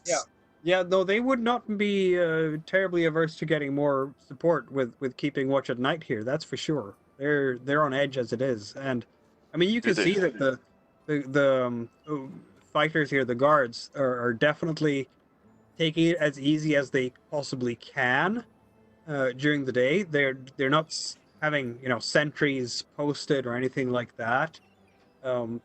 They get up when someone comes nearby just in case, but for the most part they're definitely taking it easy. But there's only 3 of them, really. It's a small camp. But you will notice that also they are well armed. They have mail, dwarven made such, shields, axes, helmets, heavy steel helmets. Yeah, they're definitely able to take a punch should that happen. So you can see how goblins might have trouble getting through their armor, but you can also see how goblins might have less trouble getting away from these dwarves. Yep. Is there sufficient? Are we proposing basically camping here, or are we looking at going back into the city and staying there that evening? I would suggest camping here. I think the dwarves would like to have some backup in case something happens. Okay. Well, I have a small tent. If they don't have room and board. I have a winter blanket. And while I'm here too, any of the dwarves that were injured in the goblin raid, I can take a look at. They were not, in fact. Okay. They're all good. That being the case, since we have some time before bed, if the dwarves don't mind, I would like to borrow a cauldron and a little bit of fire and start practicing on some of these concoctions. Yes. Yeah, you can do a quarter day of that for sure. Yeah, Green Walker is kind of, and so is Rosalind. I mean, Rosalind definitely approves of the expedition. She also wants to see, she agrees with the whole notion of if we can use that as leverage to get the taxes lowered somehow, that would be great. And she will be happy to take part in any such negotiations with the local lady. So she's fully supportive of the idea. She's not terribly keen on going on an expedition into the forest to confront goblins as such. It might actually be best if she stays here with the dwarves, because the less people I have to guard, the less people are going to get killed. This is true. She seems to be getting along fine with the toolman. Yeah, no, she's absolutely no problem getting along with the dwarves. They seem very much united in purpose. You will notice now that you're sort of staying a little bit longer in the camp that so Thulman is, I'm going to say, use a Western analogy. He seems to be a bit of a tenderfoot. To bring in words from that genre. He is constantly whining about the lack of proper service, about there's always something wrong. It's too cold, the fire is too hot, the food isn't properly tended to in terms of the spices. Frida seasoning. progressively gets more frustrated the more she has to listen to him. And Like, you can see her getting almost angry as she paces around. And when he's not, whining about it, he's sighing heavily, and it's pointedly directed towards the lack of servants that are clearly not, serving him at this point. I'll go like, here, Frida, chew on this leaf. It'll help you to calm down. She will, and she will just angrily, gnaw on it. She actually starts practicing with her shield, because I want to up my shield talent. So she'll start doing that to keep herself distracted, and start practicing with some of the guards, so she doesn't have to listen to him over the clank of swords. This is true. Or axes in this case, which is what they're wielding. There are two dwarf ladies and a fellow, I guess, judging by the long beard, though when it comes to facial hair, anything goes among the dwarfs, maybe. The dwarf ladies are not necessarily bearded as such, but but they are there and absolutely happy to spar with a wolfkin. They have not done so before, so that's a new experience for them. We'll take turns, make comments on your thrusts and but I think it's going to be appreciated how you're handling yourself. You're absolutely no slouch when it comes to fighting with a sword. So will that let me buy up to my next shield talent, provided I have the XP? Typically you'd have to do the training after you get enough XP. I think I have enough XP. No? I don't know what the XP is. Okay. It's ×3. The new level ×3. So to get the new level, you have to get. I think I need one more, 2 more. You got how many? I need 2 more. Okay. All right. For learning a new talent, it's 3 XP, right? Yes. All right. So I was going to spend the quarter day brewing and trying things out. Not on myself. But making sure that I get the mixtures and the balances and stuff right. Yeah. For the poisoner talent. Also, by the way, Frida, you don't actually have to spend time practicing for a talent that you already have.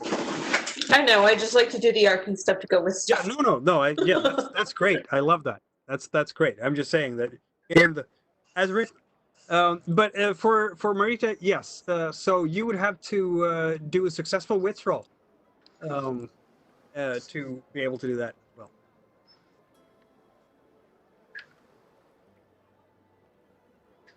Do you have? You do not have a teacher. That's why the wits roll is needed. Gotcha. And that succeeds. You Yay! are a smart young lady, for sure, and can figure out through trial and error on your own. You're obviously going to consume the herbs while you're doing this. I'll be like, oh, Is- my left arm is tingly. Okay, note that down. Exactly. But it's also about I'm thinking you probably have some kind of rudimentary reagents that will, you can put some lemon peel inside the brew to see if it gets that coloration that it's supposed to get when the active ingredient is working as it should. Oh, excellent. It's just turned a bright fuchsia color. That one's a keeper. Exactly. Now, the book doesn't specify, but poisons, are they like ingested or gases or blade poisons or... That's a good question. Let's see now. Poisoneer says Poisoneer says I can make them. you can make them. Okay. Yeah, because in the gear section, let's see now. There's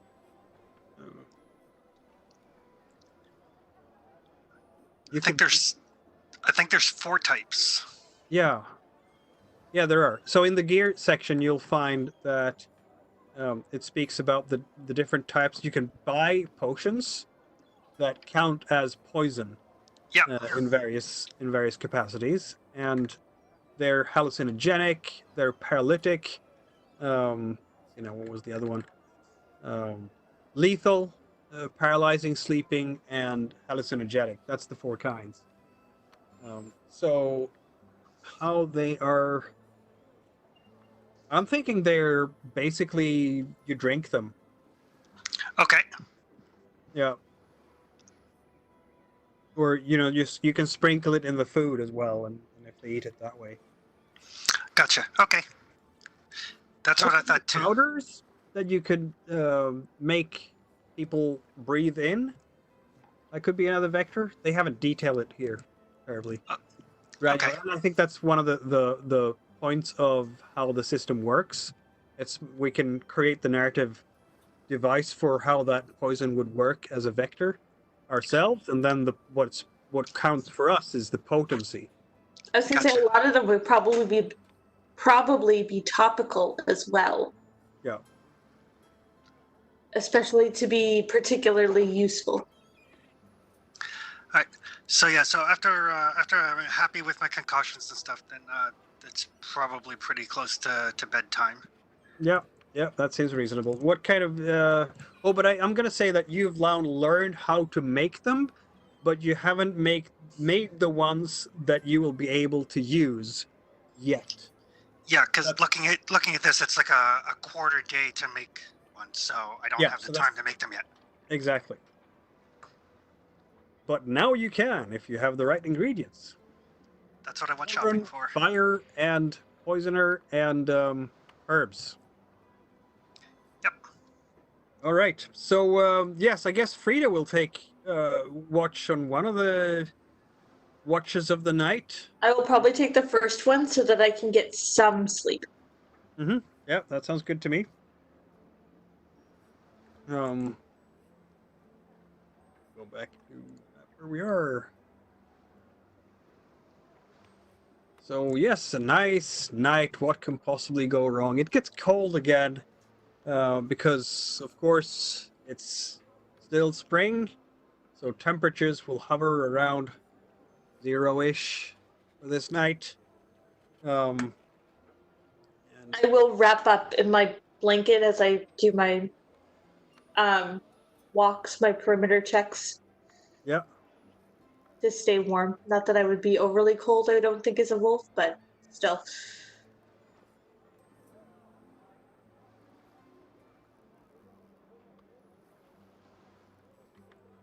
Yeah, no, you how about you roll for scouting, because that's how you detect them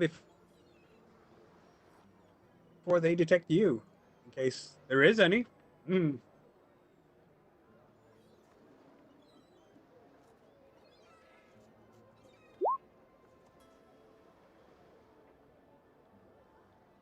That didn't go too well.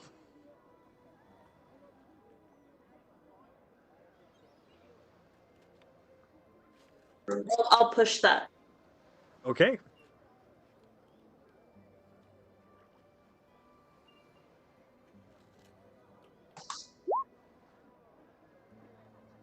No, still nothing. Okay.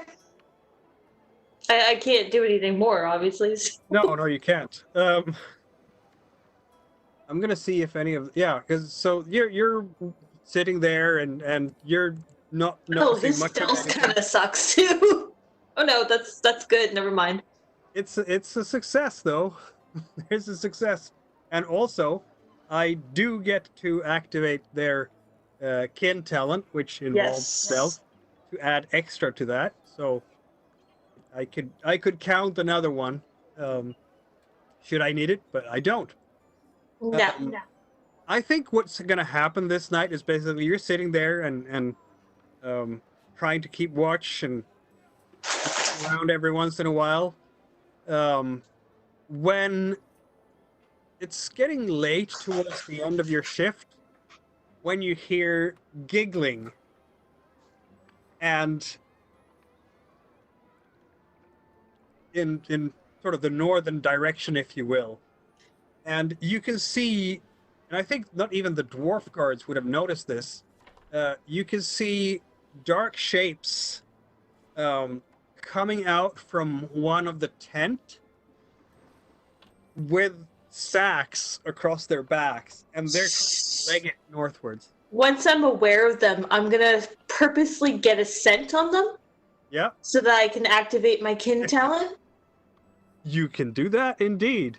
And I'll be able to track them for like the next 10 days, I think. Yes, indeed. You will notice one thing as you're kind of moving close to them and in that direction. I'm not sure if it's the trick of the light from the lanterns, because obviously one of the dwarfs is coming there too. What's happening? But you think as you can see them disappearing into the tall grass ahead of you, with a cackling laugh as they move away, you could swear that not only are they naked, they're also bluish, like body paint bluish. But you're absolutely positive that you saw the naked butt of a blue goblin. I will definitely grab a scent. I will make a howl to kind of wake the camp, and I will make chase as far as I can. Obviously, I'm much larger than the dwarves, so I'm hoping I can maybe kind of leg it to catch at least one of them. Oh, that's a move roll indeed. Have a chase. I think this music is not fitting. No, not anymore. Not anymore. Move. What's all the noise? Exactly. That's a success. Let's see if the goblin gets one. Woohoo!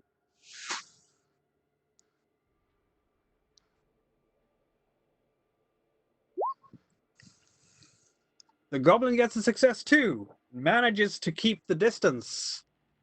Also, I wouldn't get to say again, you have a -2 because it's nighttime, so you don't get to roll the skill die that you have. Okay. In fact, that means that I should be rolling one skill die for you that is in the negative. So, because you have -1 skill because it's nighttime. Okay, I still have like a +5 in that skill. Yeah, no, for sure. So, so I would basically be rolling my own die, a skill die for you, and if that scores a success, you get -1 on the move roll because it's dark. Basically, you can't see properly where to put the paws, and having been blinded by that lantern that the dwarf came with. Can I? I can't push. Can I push? You can absolutely push. That means that you get to roll 3. No, you get to roll 3 attribute dice. Oh, okay. Sorry. Ignore that roll then. Yep. That should be dice. Oh, okay. So 3.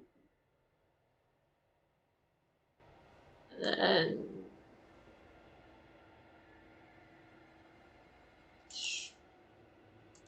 I think I did that right. Yep, you did that right. Okay. You take 1 point of, because I saw that you had a skull on that first roll. You take Yes. 1 point of damage to your agility as Okay. you're truck, and you also gain a willpower point for that. Yeah. As you're trucking through the tall grass, chasing after them, the goblin does get away Okay. because of this situation. And I did roll, in fact, a 6 on my negative skill die for you. But I do still have his scent, correct? You can use a willpower point to activate your kin talent and just I will track. do that. The dwarves are coming up behind you. Now they're armored up and filthy goblins. They're very angry. Did you let Don't them? worry about it. I didn't let them get away. I didn't let them do anything. I do, however, have their smell now, so I know where they are. They're looking at you. You can smell them? Of course I can smell them. This nose isn't just for looks. Ah, now they're looking at each other and just nodding their approval. Aha! How long can you smell them for? Do we have to go now in the dark, or can we wait till morning? No, I can track them for a couple of days. Ah, all right. Then I suggest we wait till morning, because it's probably better to not fight goblins at night. Probably. Very good. Ah, Rita just shakes her head as she goes back to her tent. they're patting as low as they reach. They're patting Frida on the back now that they know that you can in fact track them the next day. Frida looks really uncomfortable because they're probably not getting very No, you're not. They're just trying to give a friendly pat on the back, and then they give up because they don't reach that far. By the time they're all coming back and stuff, I'm probably just rolling out of bed. Yep. Same. Going, what's going on? Wait, it's done? And then I just there were just fall back naked blue. There were naked blue goblins. just turn around, shake my head, and just kind of flop back onto whatever passes for a bed. Similarly. Yep. And Frida, of course, can go back and have a good, proper sleep and heal up that agility point. Yes. And indeed, nothing more happens that particular night. Apparently, when inventory is taken in the early morning, the dwarves are grumpy. Of course, the guards are pleased though, because now they know that they can actually track these goblins. But the brothers, because it turns out, as I noted before, that the Trimble Twines are brothers. Thulman being super grumpy. Apparently, that was some of his nicest cutlery that the goblins made off of. Silver plates and goblets, no less. And now he's without it and has to eat from wooden bowls and a wooden goblet and wooden plate. Frida is just. She looks absolutely just distaste. Like she's almost growling at his whiny, horrendous, fancy pants attitude. We were supposed to make our fortune here, and look where we are, he says. Marita has got like really bad bedhead and like dried blood on her clothes, and she's gonna like just pick up whatever's for breakfast with her hands and shove it in her face. Thulman is shocked at her poor manners. Frida sits down next to Marita and just kind of takes cues from her and starts to do kind of the same thing just to agitate him. Yeah, Merble will simply make sure that he's sitting kind of far away from Marita. And, yeah. Alright, So, I had this weird dream, something about a blue goblin. That wasn't a dream. There were naked blue goblins. They ran away apparently with some silverware or something. I have their smell now, so we're gonna go track them in the woods. Okay, well, hopefully that'll make it easier, and we can find them during the daytime when they won't maybe be as sneaky. Hopefully. Although I don't know why they were naked or blue. How the leaf that I gave you to chew on? How much of that did you chew? All of it? That might be why they were blue. Listen, I'm pretty big though. I could handle quite a bit of your concoctions. Don't they go by body weight or something? If that makes you feel better, sure. Well, you will definitely get one of the dwarven guards to go with you. And this guard will need a name. I'm gonna name her. She will be. How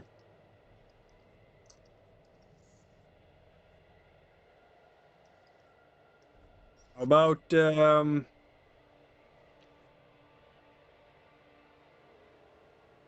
Hamda? That works. Hamda, the dwarf warrior, will go with you.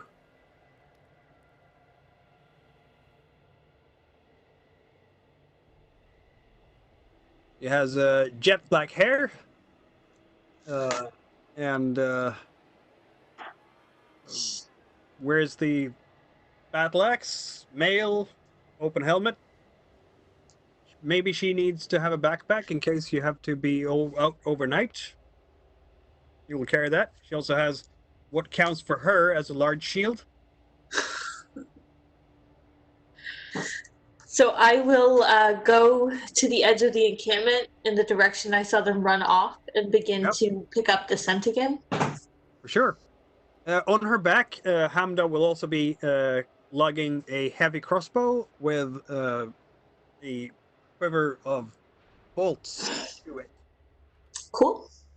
You know, in case you need to pull a trigger at some point. Yeah, but she's obviously not going to take the lead on this. She's not a tracker. She is a tank and will absorb any damage coming anyone's way with all that armor. So I guess that it is Marita who will take the lead. Is Green Walker going to go with you on this? That's going to be up to him, I guess. Yeah, that would be up to him. But yeah, I will definitely do the pathfinding. Do I assist her with my hunting instinct? No, that's for tracking the goblins, basically. So okay. What Marita is going to do is basically keep you out of, find a safe route. Okay. It doesn't necessarily cause you harm. Okay.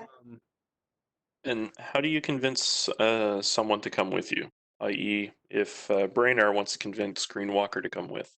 Well, if he doesn't want to come with, it's a manipulation roll. But notice here that you're an old person. Have your reputation. Exactly. So that gets added to your manipulation roll. Not all of it, but so it depends on how it's basically a relative trait. So you compare your reputation to his, to the victim's reputation, if you will, and if you have more, then depending on how much more, you get a bonus to that roll. So my reputation, I think, is 2 because I'm old. Yes, so you definitely get at least a +1 on the die for that. Okay. Oh.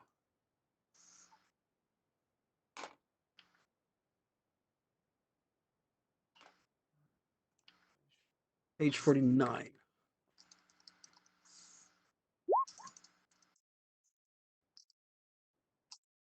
Yeah, okay. It's social combat, basically. There we go.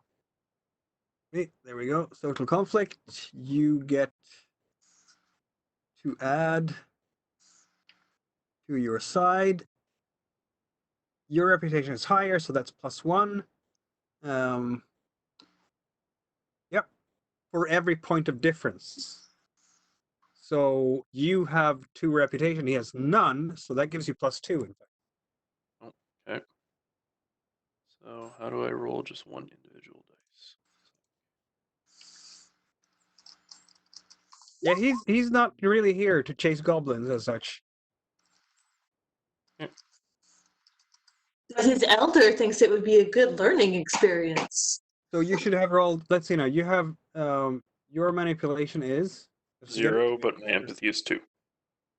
Okay, so you get then yeah, you should have 2 skill dice though, because you have 2 in reputation. So That's 4 dice in total when you're talking to this. It's very FL. oh, that can't be right. Sorry, guys. Nope, that was base dice. Manipulation, 2 The skill. skill dice are red dice. Yeah, I see that. There you go. Boom, and 2 6s. Thanks to your reputation. Yes, Brennar will be talked into it. Please describe how you convince this young fellow. Very, very similar actually to what Frida previously described. So, Rainer would go over and basically say, you know what, it'd be a good experience for you to come into nature and you know, be one with the be one with your druid companion here and come along, and you know, we could always use the additional bit of healing and help should we run into some awkward goblins. And I think it would be good for you to get away from the city and take your mind off of this ancient tomb that you're looking for. Possibly interact with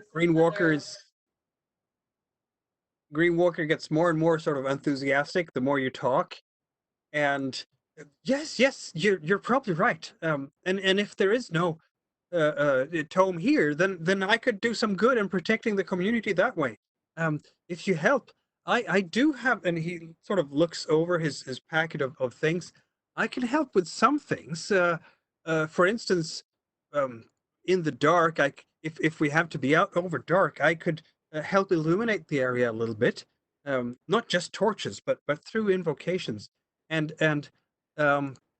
I could help you with my sight and my hearing that I can, well, those are my trappings in this um in this trade. Yes, I'm not a healer. He I follows see other things paths. myself. Yes, Aha. Well, Path of the Sight. I'm sure you've heard of it. I have. It's something that I've been interested in learning. So perhaps, should we survive this encounter with goblins, I could show you a little bit of the healing arts, and you can maybe show me some of the sensory arts. Yes, that sounds excellent. Very good. I would love to do that. Yes, I'm eager to learn. alas, Right. So Frida, you have a sense, so we know what direction to head in. Yes, that direction. She That points way. north. All right, I will see if I can find us a safe pathway. They smell like dirt and body paint. I totally can find us a safe This way. is true, in fact. Yes, there's something in that body paint that makes a quite distinct smell and just lingers there. It's almost like you can see the trail through the grass. Cheap chemicals. Yep. It's something mixed in with clay. Oh, They're lovely. smeared all over their body. So I will find us a path through the grasses, through the trees, avoiding the various sinkholes and the muddy bits and the dangers that might be inherent in the ground. Yep. Roll for lead the way. I got 1 success. That is enough. That is all you need. You will thus not experience a mishap as you travel into, in fact, a new hex that you have not been in before in these Forbidden Lands. Ooh. I will move the party token accordingly. So, zooming in a bit, you will in fact move into this hex. That is equivalent, and I'm going to switch maps again here to, on this map, it's basically the hill area just to the northwest following the coastline. So that's where you're headed now. And this is not a dark forest. It's not heavy enough, heavily forested enough to be that way. And between really Marita's excellent navigational skills, she will take you along deer paths and help you avoid things like a sudden drop in the ground into a local stream that sort of cuts deeply in the underbrush, and potential loose rocks. It's a bit hilly around here, so it can be a rough climb here and there. Not too much, but certainly for unused feet, feet unused traveling in this kind of terrain in the forest. Though I have a feeling that most people here are used to traveling in rough terrain in the forest. Certainly the wolfkin is feeling just like home. Not sure about Brenna. This actually seems to make her agitated.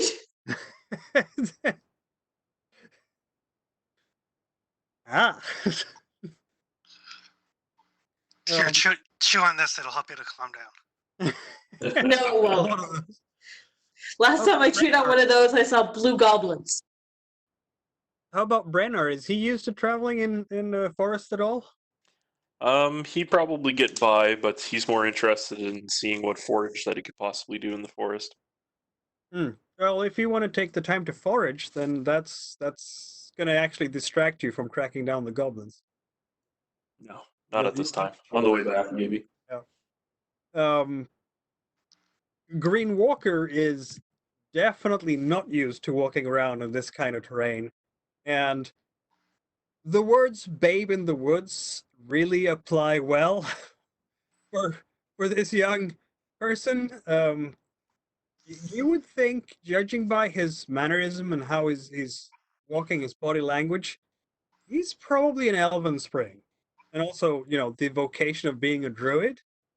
But as such, maybe he's lived most of his times in the plains, and not so much in the deep forests.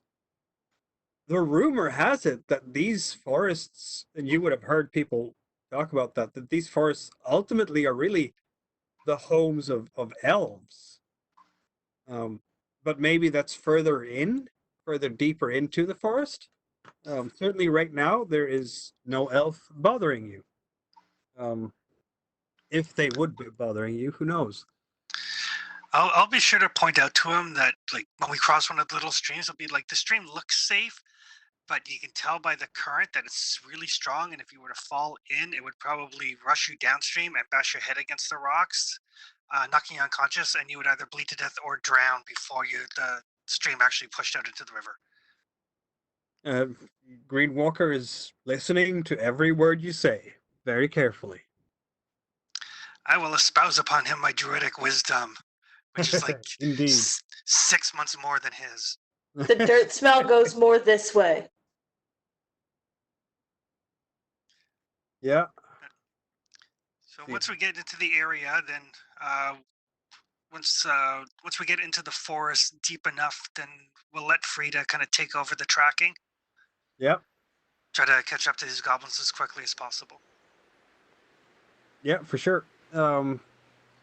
It's not going to take you too long to get to that point. You started in the morning, and I mean, you could travel through the entire. If you were just on a hike, you could travel through this entire area in prompt order. You could make even half a quarter day probably get through, because the terrain is still light enough to be not classified as rough. Okay. Yes, you can absolutely. It's still mid-morning by the time that Frida starts sniffing closer to the ground and basically feeling that we're probably getting close to our objective. She starts to look Here. more wolf, less human. Yeah, and of course, Hamda, the dwarf warrior, has been trudging along, sort of bringing up the rear. There is no stealthing at all from Hamda. She's just, forcing her way through the undergrowth. Crack, clunk, crack, clunk. Yeah, you can hear that. All those old leaves from last season that are still lying on the forest floor, crunch, crunch under her heavy boots. So if you want to make a stealthy approach, she's probably not the one who's going to be taking the point on that.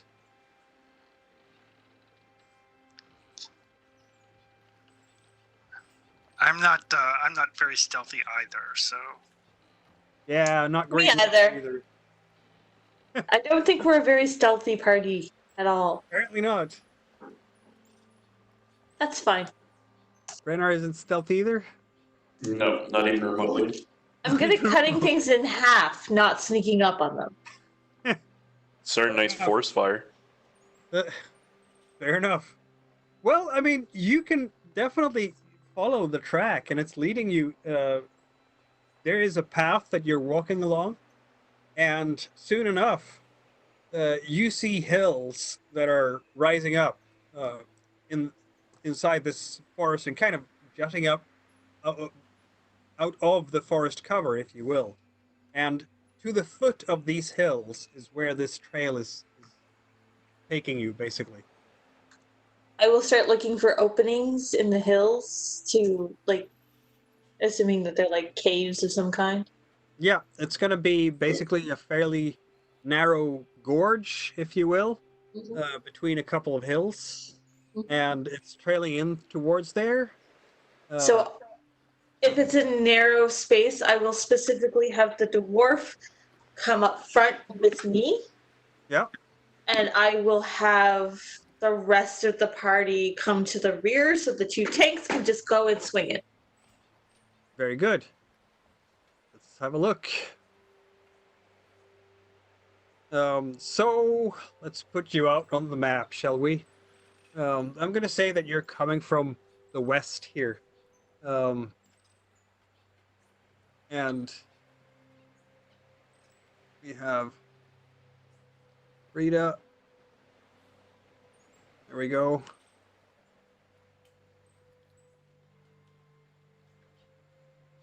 And Marita. You will not be taking point, I'm guessing. Marita? oh, no, I will not be taking point. And I don't have a good I will take point with the dwarf next to my side. I don't have a good symbol here for green. I wasn't anticipating Green Walker tagging along on this. So let's have a look at what I can find to stand in for him. Can I assume that the dwarf that came with us is one of the ones that I would have practiced with the day before? Yeah, for sure. That works. I'm gonna use this token for Green Walker. It's just something off the assets in Roll20. And our dwarf.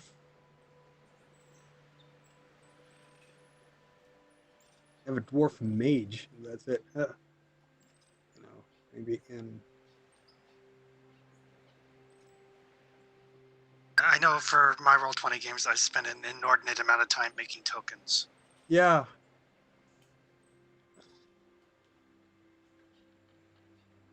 I can just use the knight token for her.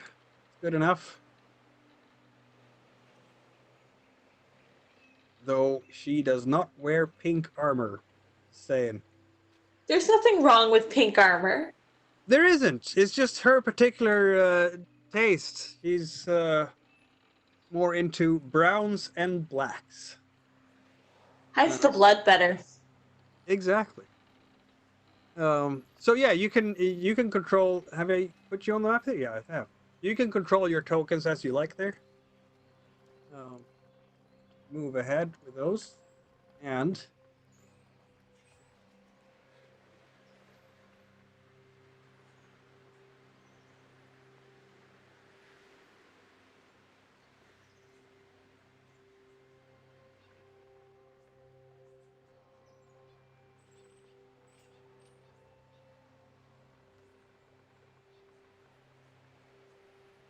how about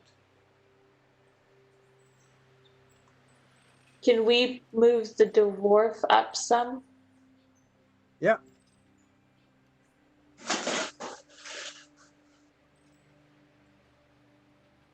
Let's see now. Thinking. No, that was kobolds. Not what I'm after. Okay, you're moving ahead. Who is gonna take point? I want one in the party, only one, to do a scouting check. It should be the best character for that. Because that's basically how it works in groups. You take either, if you're doing a stealth roll for the group, it's the weakest member of the group that does it. If it's a scouting roll, you're taking the best member. My I'm thinking scouting is a 2. that's probably you then. Now, scouting is a wits skill. I've got a wits of 5. Yeah, you Yeah. guys are better than I am. What was Rita yours? has a wits of. Mine was only a 2. Okay, so. Oh right, yeah, that's just your wits. Yeah. Yeah, it's definitely Marita taking the scouting here. Green Walker is not also, yeah, he's smart, but not as. So Marita can do the honors. Alrighty.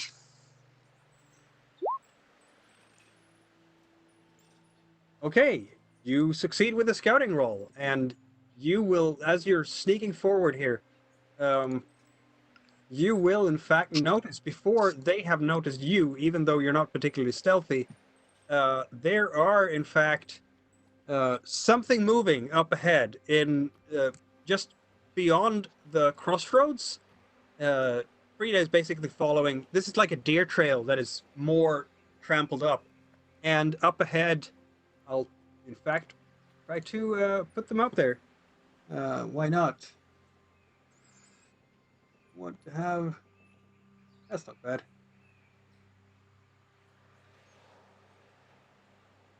There are a couple of goblins. Alright, I will kind of go. Shh, shh, shh. There's folks up ahead, and That's why it got stinkier. Yep. And I will ready my staff just in case. Brainer, how close do you have to be to light things on fire? I will be prepping my staff because I don't have enough willpower. Okay. You guys stay quasi far behind then, so that I can concentrate my parries on the dwarf, and we can take the blunt of the attacks. They have not discovered you yet because their scouting roll was terrible. So Okay. I will whisper to the dwarf for her and I to move ahead so we can take the attack.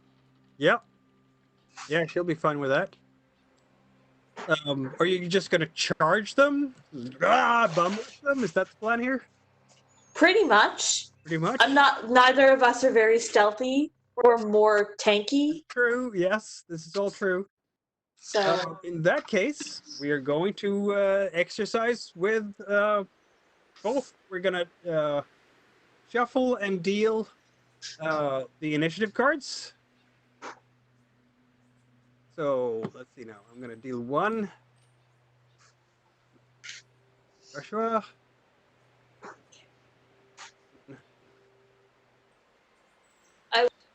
Marita. just a second. 1, 2. Jessica. Then I need 1 for myself, which is going to be 9. I'm going to put that 9 here next to Hamda. She's going to be late. And then 1 to the goblins.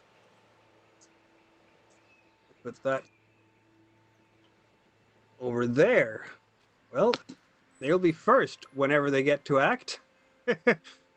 But they haven't seen you yet, so that means that when they storm forwards, basically they will get a chance to attack you before you can attack them. And this then enters us into the hidden combinations. So they will hear you when you're starting to rumble through. What's your card number there, Frida?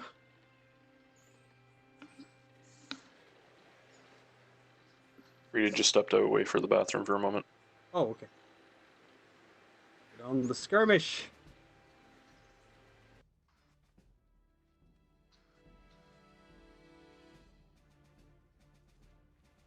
Because we need to do the hidden combinations. They're probably gonna... I can probably put out her card. No, I'm not gonna steal the card. Okay, I can't actually see her card right now. That's how it works. There's a setting under decks, Mm-hmm. and it'll be like players see faces, game master sees faces. Okay. And then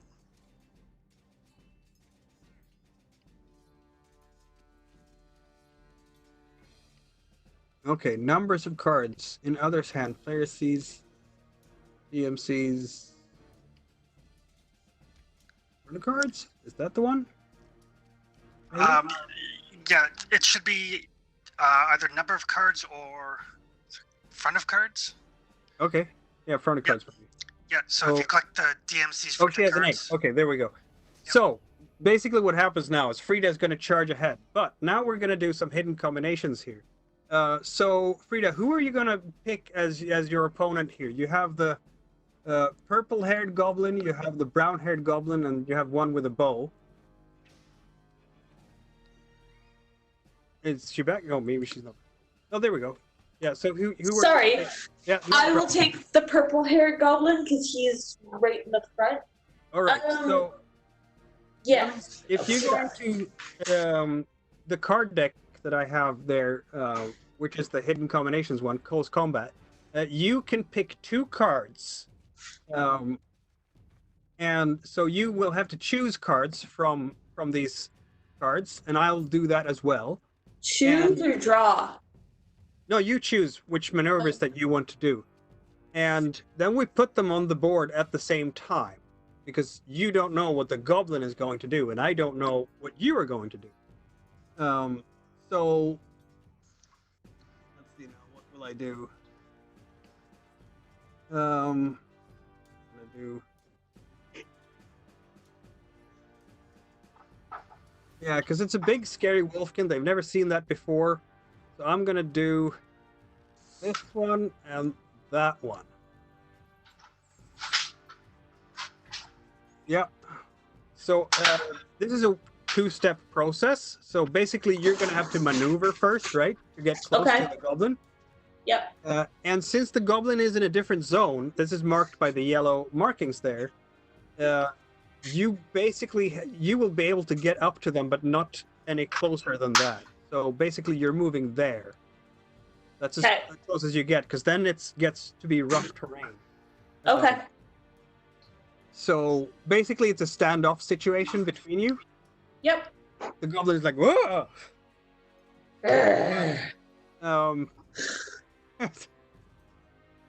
And that's basically the stance that all of the goblins are taking right now.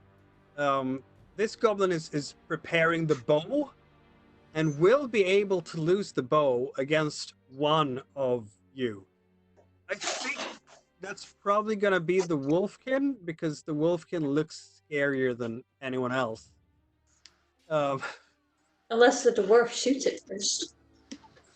Yeah, unless the dwarf shoots it first. I suppose I could shoot it. She does have a heavy crossbow, and it would be at the ready. So yeah, I'll do that with Hamda. Marksmanship, which he doesn't have a lot of. Um, but the crossbow does add something. Marksmanship. She rolls. Oof. Nope. Instead, well, if she pushes that roll, she will break her crossbow. So that arrow goes wide. That's her action for this turn, basically. She will next turn probably just join you in the fray because she fired her shot. Someone is breathing loudly. Chris, is that your mic? I don't know. So yeah, that's basically it for this turn. They're waiting for you to charge, and you're coming up very close, and they're chittering and chattering. They're wearing leather armor and spears and small shields, and basically just bracing themselves from this absolute. And I will be growling like an attack dog. Yep. Meanwhile, Brennar and everyone else, what are you doing? Green Walker is kind of just keeping away at this moment. Marita, are you number 3 here? Yeah, I got a 3. Okay, go ahead. What are you doing? When I first saw the goblins, I ducked into the underbrush, and I'm just gonna continue to try to stay hidden. Yeah. But to move closer. Okay. Yeah, you can get into the underbrush this turn because it's a different zone, basically. That's the same for Brennar then. All right, top of a new round. Now I have the initiative here because the goblins are ready to go, and there's in fact 2 goblins confronting Frida as well as an archer. Now the archer is not going to shoot into this melee. Instead, it's going to shoot at Hamda because she had a big crossbow. So archery duel. She will loosen that arrow. It's a sling, really, rather than a bow. But so there we go. It shoots and hits. Oh dear. Now I'm not gonna do the rolling here for Hamda because she has so many points of armor that's probably not going to go through. So in the interest of speed, we'll move along to Frida, 2 goblins. They have spears. That gives... Basically, I'm just giving one of the goblins an extra skill die for being backed up by a second one. To abstract things a little bit. No, I'm not doing that. They're both going to attack you in different capacities. Of course they are. Of course they are. So let's see now. I'm gonna pick my combination cards here. Okay. Do I need to pick more too? Yep. So basically it will be... So I guess we say 1, 2, 3 and place them. The tricky bit with this is really to... So this is basically what they will be doing. Attack and defend. I am attack and I think it says prepare. Yeah. Now prepare is something that you don't really have to do right now. I'm going to allow you to draw another one if you need to do that. Oh, okay. Because you already have your sword at the ready. Sorry, I have a hard time breathing when they're in there too. Yeah, I'm sorry. They're pretty small, aren't they? No, that's okay. I will... One thing you can do, which is a fast action, that would be an interesting combination, and I'm just, giving it to you for free here, is the hinder card. Okay. Because that allows you to basically spoil their attack. If you have, or you can just do a defend. I can't really see. Oh yeah, it works with my parry. Yeah, maybe just a defend then. They will attack and basically spoil your attack. That's what's going to happen. So, go Goblin is rolling for an attack. If you take any damage from this, you won't be able to do your attack. You're basically caught off guard in a way. Okay. I So will. it's a short spear, and they have a +1 for that. So I will do the hinder so that I can parry them.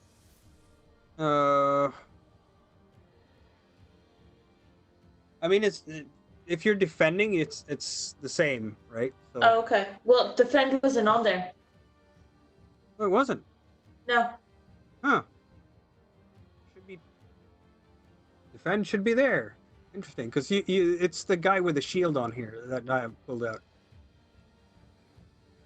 Yeah, I didn't see him on there. Okay, that's weird. You should have it. Okay, I'll fix that. If you want to defend, I'll allow it.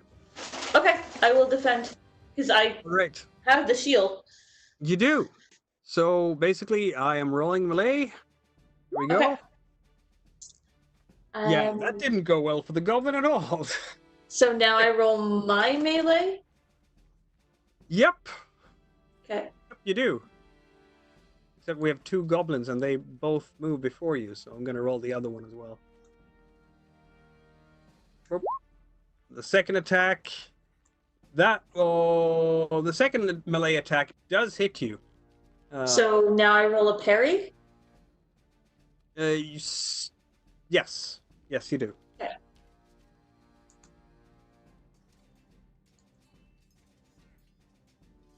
You do get a free parry.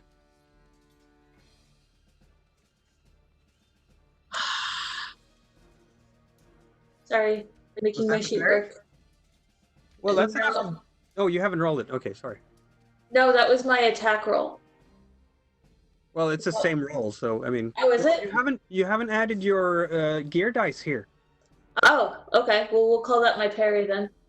Then you should add another gear die as well, because you do have the shield, right? So Do you want me to re-roll it then? this is a stab. I'm gonna bring out the combat tables. Since you are stabbing, So that is for my parry. yeah, they are stabbing, and you are parrying with a shield. It gives you +2 to your skill. Okay.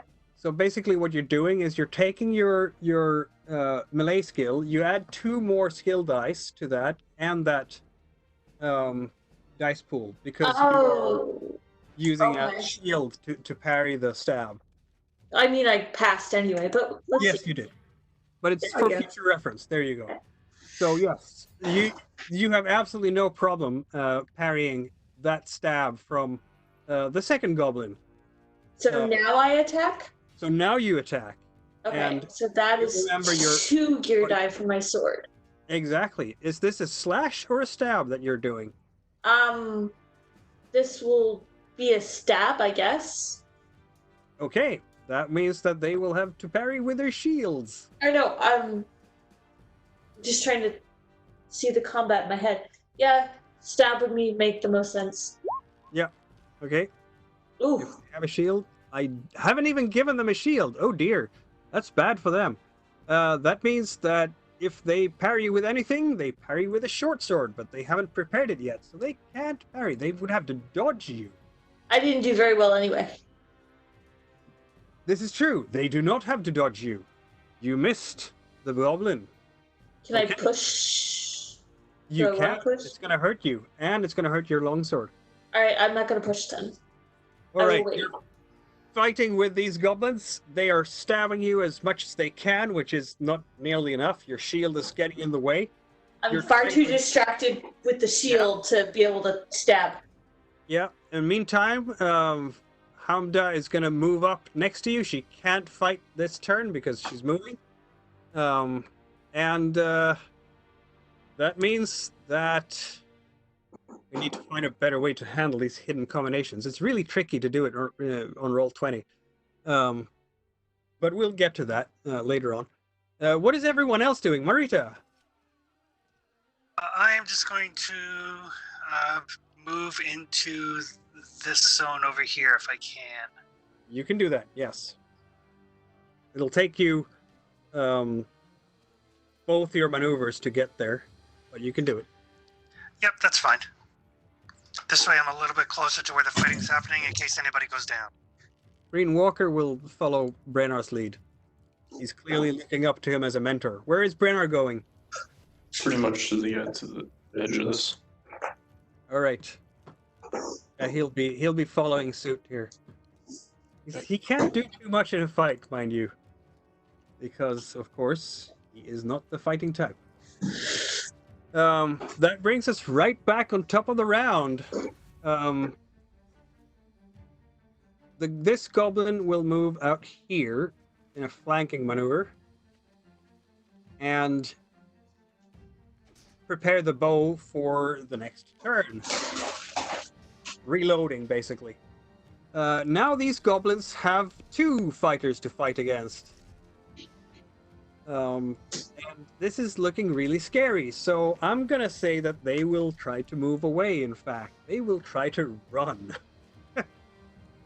So the first goblin... I'm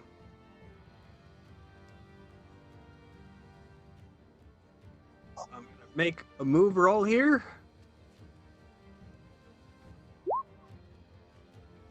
That's a success. Run away, screaming in the forest.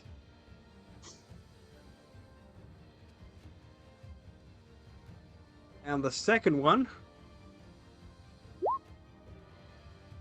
Oh, they are fast and agile, running through the forest away from the very scary dwarf and wolfkin. Frida, you're up, I guess? No, you're not up, because number 3 is, in fact, Marita. Marita? So you can move 1 zone, right? Yep. Okay.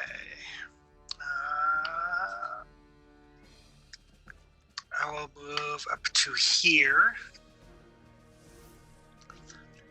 And I will see if I can find like a rock or something that I can throw at a goblin on the way. I suppose I'd have to prepare that, wouldn't I? Yes, that's a preparation indeed. So if I can, I'll move and see if I can find a rock to prepare to throw. Yep, that's yeah, you'll find a rock. So you move and you found a rock. There we go. Okay. All right, You I'm have good. it in your hand, you can throw it next turn if you haven't exited the map by then. I'll be like, Take oh, this looks like a good size. Yeah. Frida, I have a spear. Can I throw it at them? you can. It takes you first the fast action to prepare it, and then you throw it. Okay. So basically, you're dropping your longsword, you're taking your throwing spear, and you're chucking it. So And that is marksmanship. indeed, do not forget And- the extra die, the gear die for the throwing spear. I have a. I don't? No, you have 2 dice for having a throwing spear. So Yeah, I was gonna say I've got a bonus for it. exactly, do add those 2 dice, gear dice. Is this against who are you throwing this against? This is against the one that's running away from me. Okay.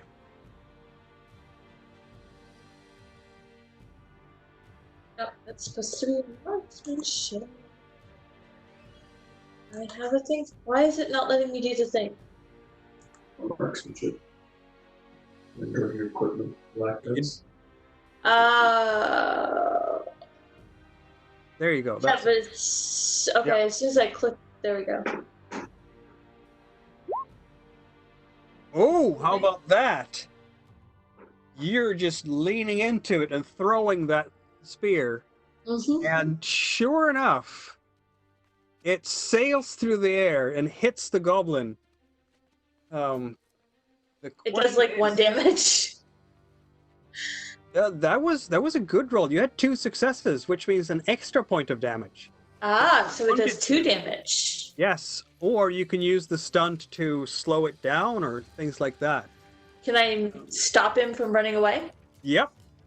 Okay, I will stop him Nail from in the running ground. away. 1 point of Yeah. damage and nail him in the ground. I'm gonna roll an armor roll for the goblin to see if indeed.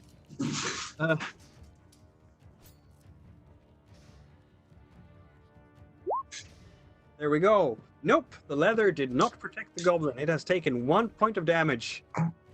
That spear Strong like slashes wolf. through the side and just kind of nails the goblin into the thick undergrowth. Hamda will try to keep up with that goblin ahead, but you know, in the armor and everything, that might not work.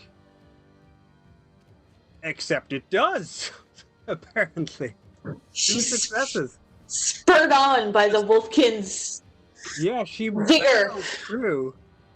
Yeah, so I'm gonna put her just right up there.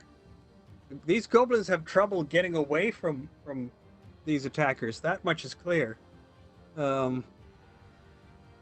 So yeah, that brings us right back to top of the round with the goblins again. One goblin is hurt and can't escape. The other goblin might be able to escape and will definitely try to again.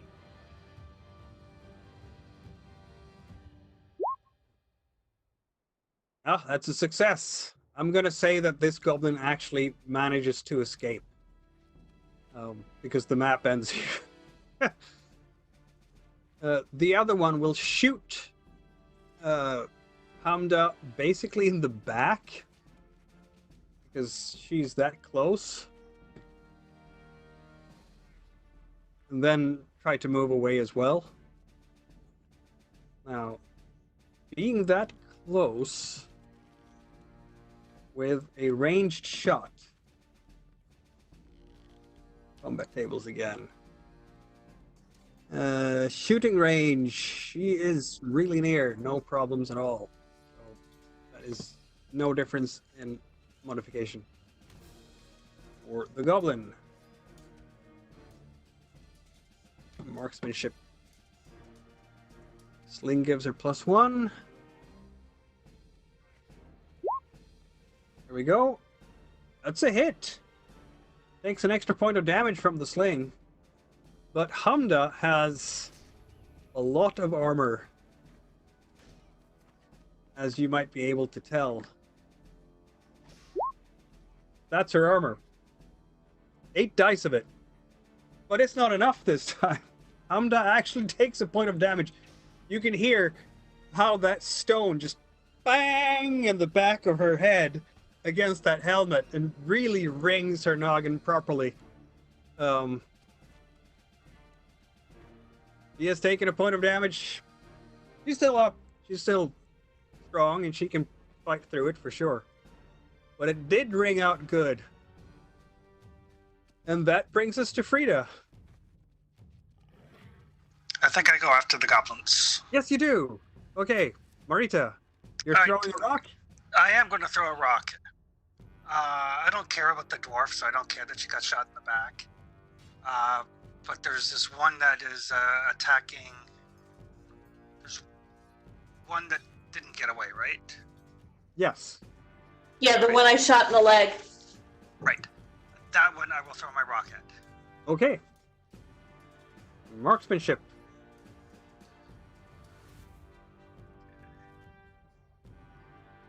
And I'm going to assume there's no gear die for a rock. I don't think so. Ooh. Nope. Rock goes flying off into the woods. There is no bonus for a rock, but it does one point of damage. Yeah, it just flies through the forest. You still have a fast action if you need one. I'll ready another rock. Okay, you ready another rock. Frida is your number. Who's number 7? Is that Brenner? Yep. Okay, Brenner, what do you do? So he's going to move from that zone to near the archer. Yep. And since I'm switching between zones, can I attack this turn or no? No. Okay. Okay. Green Walker follows you. Like a pupil follows his master. And that brings us to Frida. So, how far can I move and attack? Or can I? You can, since you're in the same zone, you can move right up to a goblin and attack. Okay, so I'm going to move up. It spends your fast action, so you won't be able to defend. I'm going to move up to the one that I nailed to the ground. Yep. Actually, no, I'm going to go to the one with the arrow, because protecting people. Yep.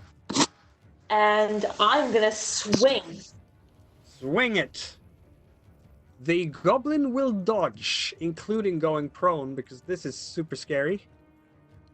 I do have a very big sword. You do, and you're 8 feet tall. There Nobody is wants to that. Nobody wants to be close to that swing. So a dodge against the slash, that gives +2. This goblin will definitely have use for that. I got a success. Well, the goblin gets a success too, which means the goblin is slippery enough to throw itself on the ground. The goblin is now prone. Lying flat on the ground, you swung above it, basically. Now, of Okay. course, Hamda is right next to you and noticed that thing. So, bang. Axe to the head. Yep, pretty much. And now she's prone, so you know that the goblin. Don't know if the goblin can do too much about that.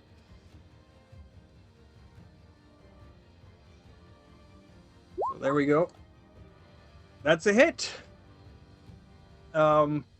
Yeah, that goblin is hit by Hamda's battle axe. That heavy axe just impacting on the goblin. I'm gonna roll its armor. And that's the only thing that can save the goblin now, except it can't. Yeah, the goblin is lying there and just taking that hit over this, right over the torso, and just squeals as the axe cuts into its flesh. There's lots of goblin blood now. We're on top of the round. I think this goblin is going to try to undo the spear. That's its turn. It's basically digging up the spear from the ground, and that's what it's done. The other goblin is terribly hurt at this point, with I think it's 2 points of damage for a battle axe. Yep. So it's not dead yet, I don't think. Or is it? No, it's not. But it's gonna try to get away from everyone. I don't know if it can at this stage. Move away! The goblin is screaming and screeching and very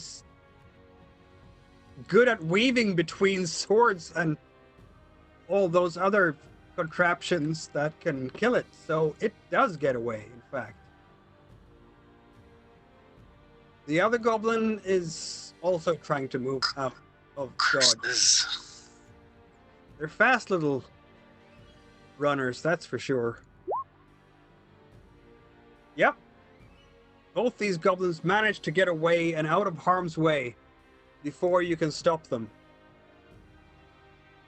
That was a brutal battle. You hurt them, but they took, you know, the good judgment of not fighting till the end against such ferocious foes. And hurt, wounded, they managed to get out of range from their pursuers. For I'm now. not done with them. I am pretty sure you are not. And before you lies, you can see that, you know, the path that you have been walking on, that they fled along, it leads further down into between two hills and basically into, there's a some kind of crag there, some kind of opening that they threw themselves into. They're dashing towards as fast as their little legs can carry them. Hey, Brainer, how big of a fire can you make?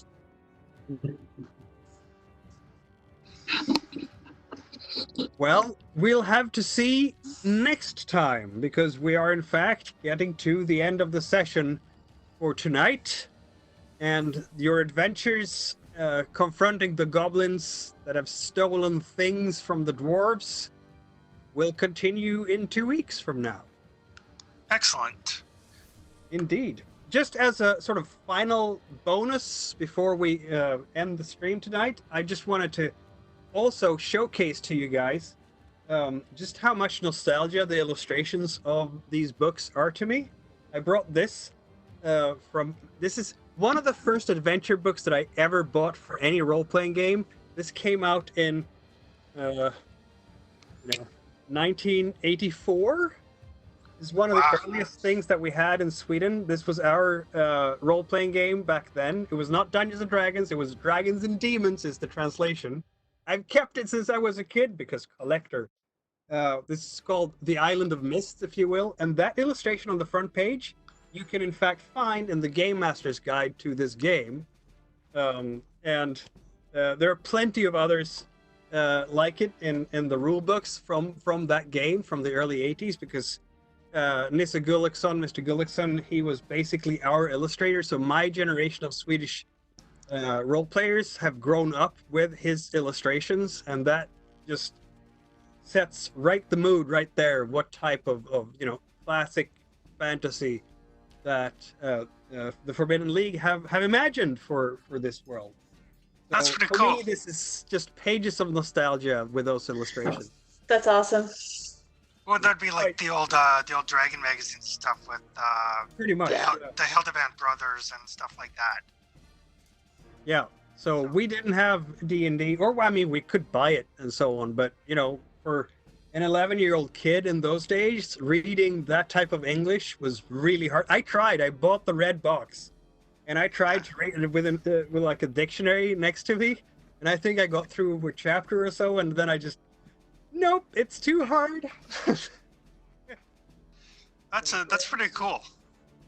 Well, we had only just started learning English in school at that point, so it was really hard to read any original English source material at that point. That was just That's still awesome though, that you even would try, because that's intense. it was intense. I gave up. I'm telling you, I gave up. I came back to it in high school when we had learned a lot more English, and roll master, Warhammer, all that stuff.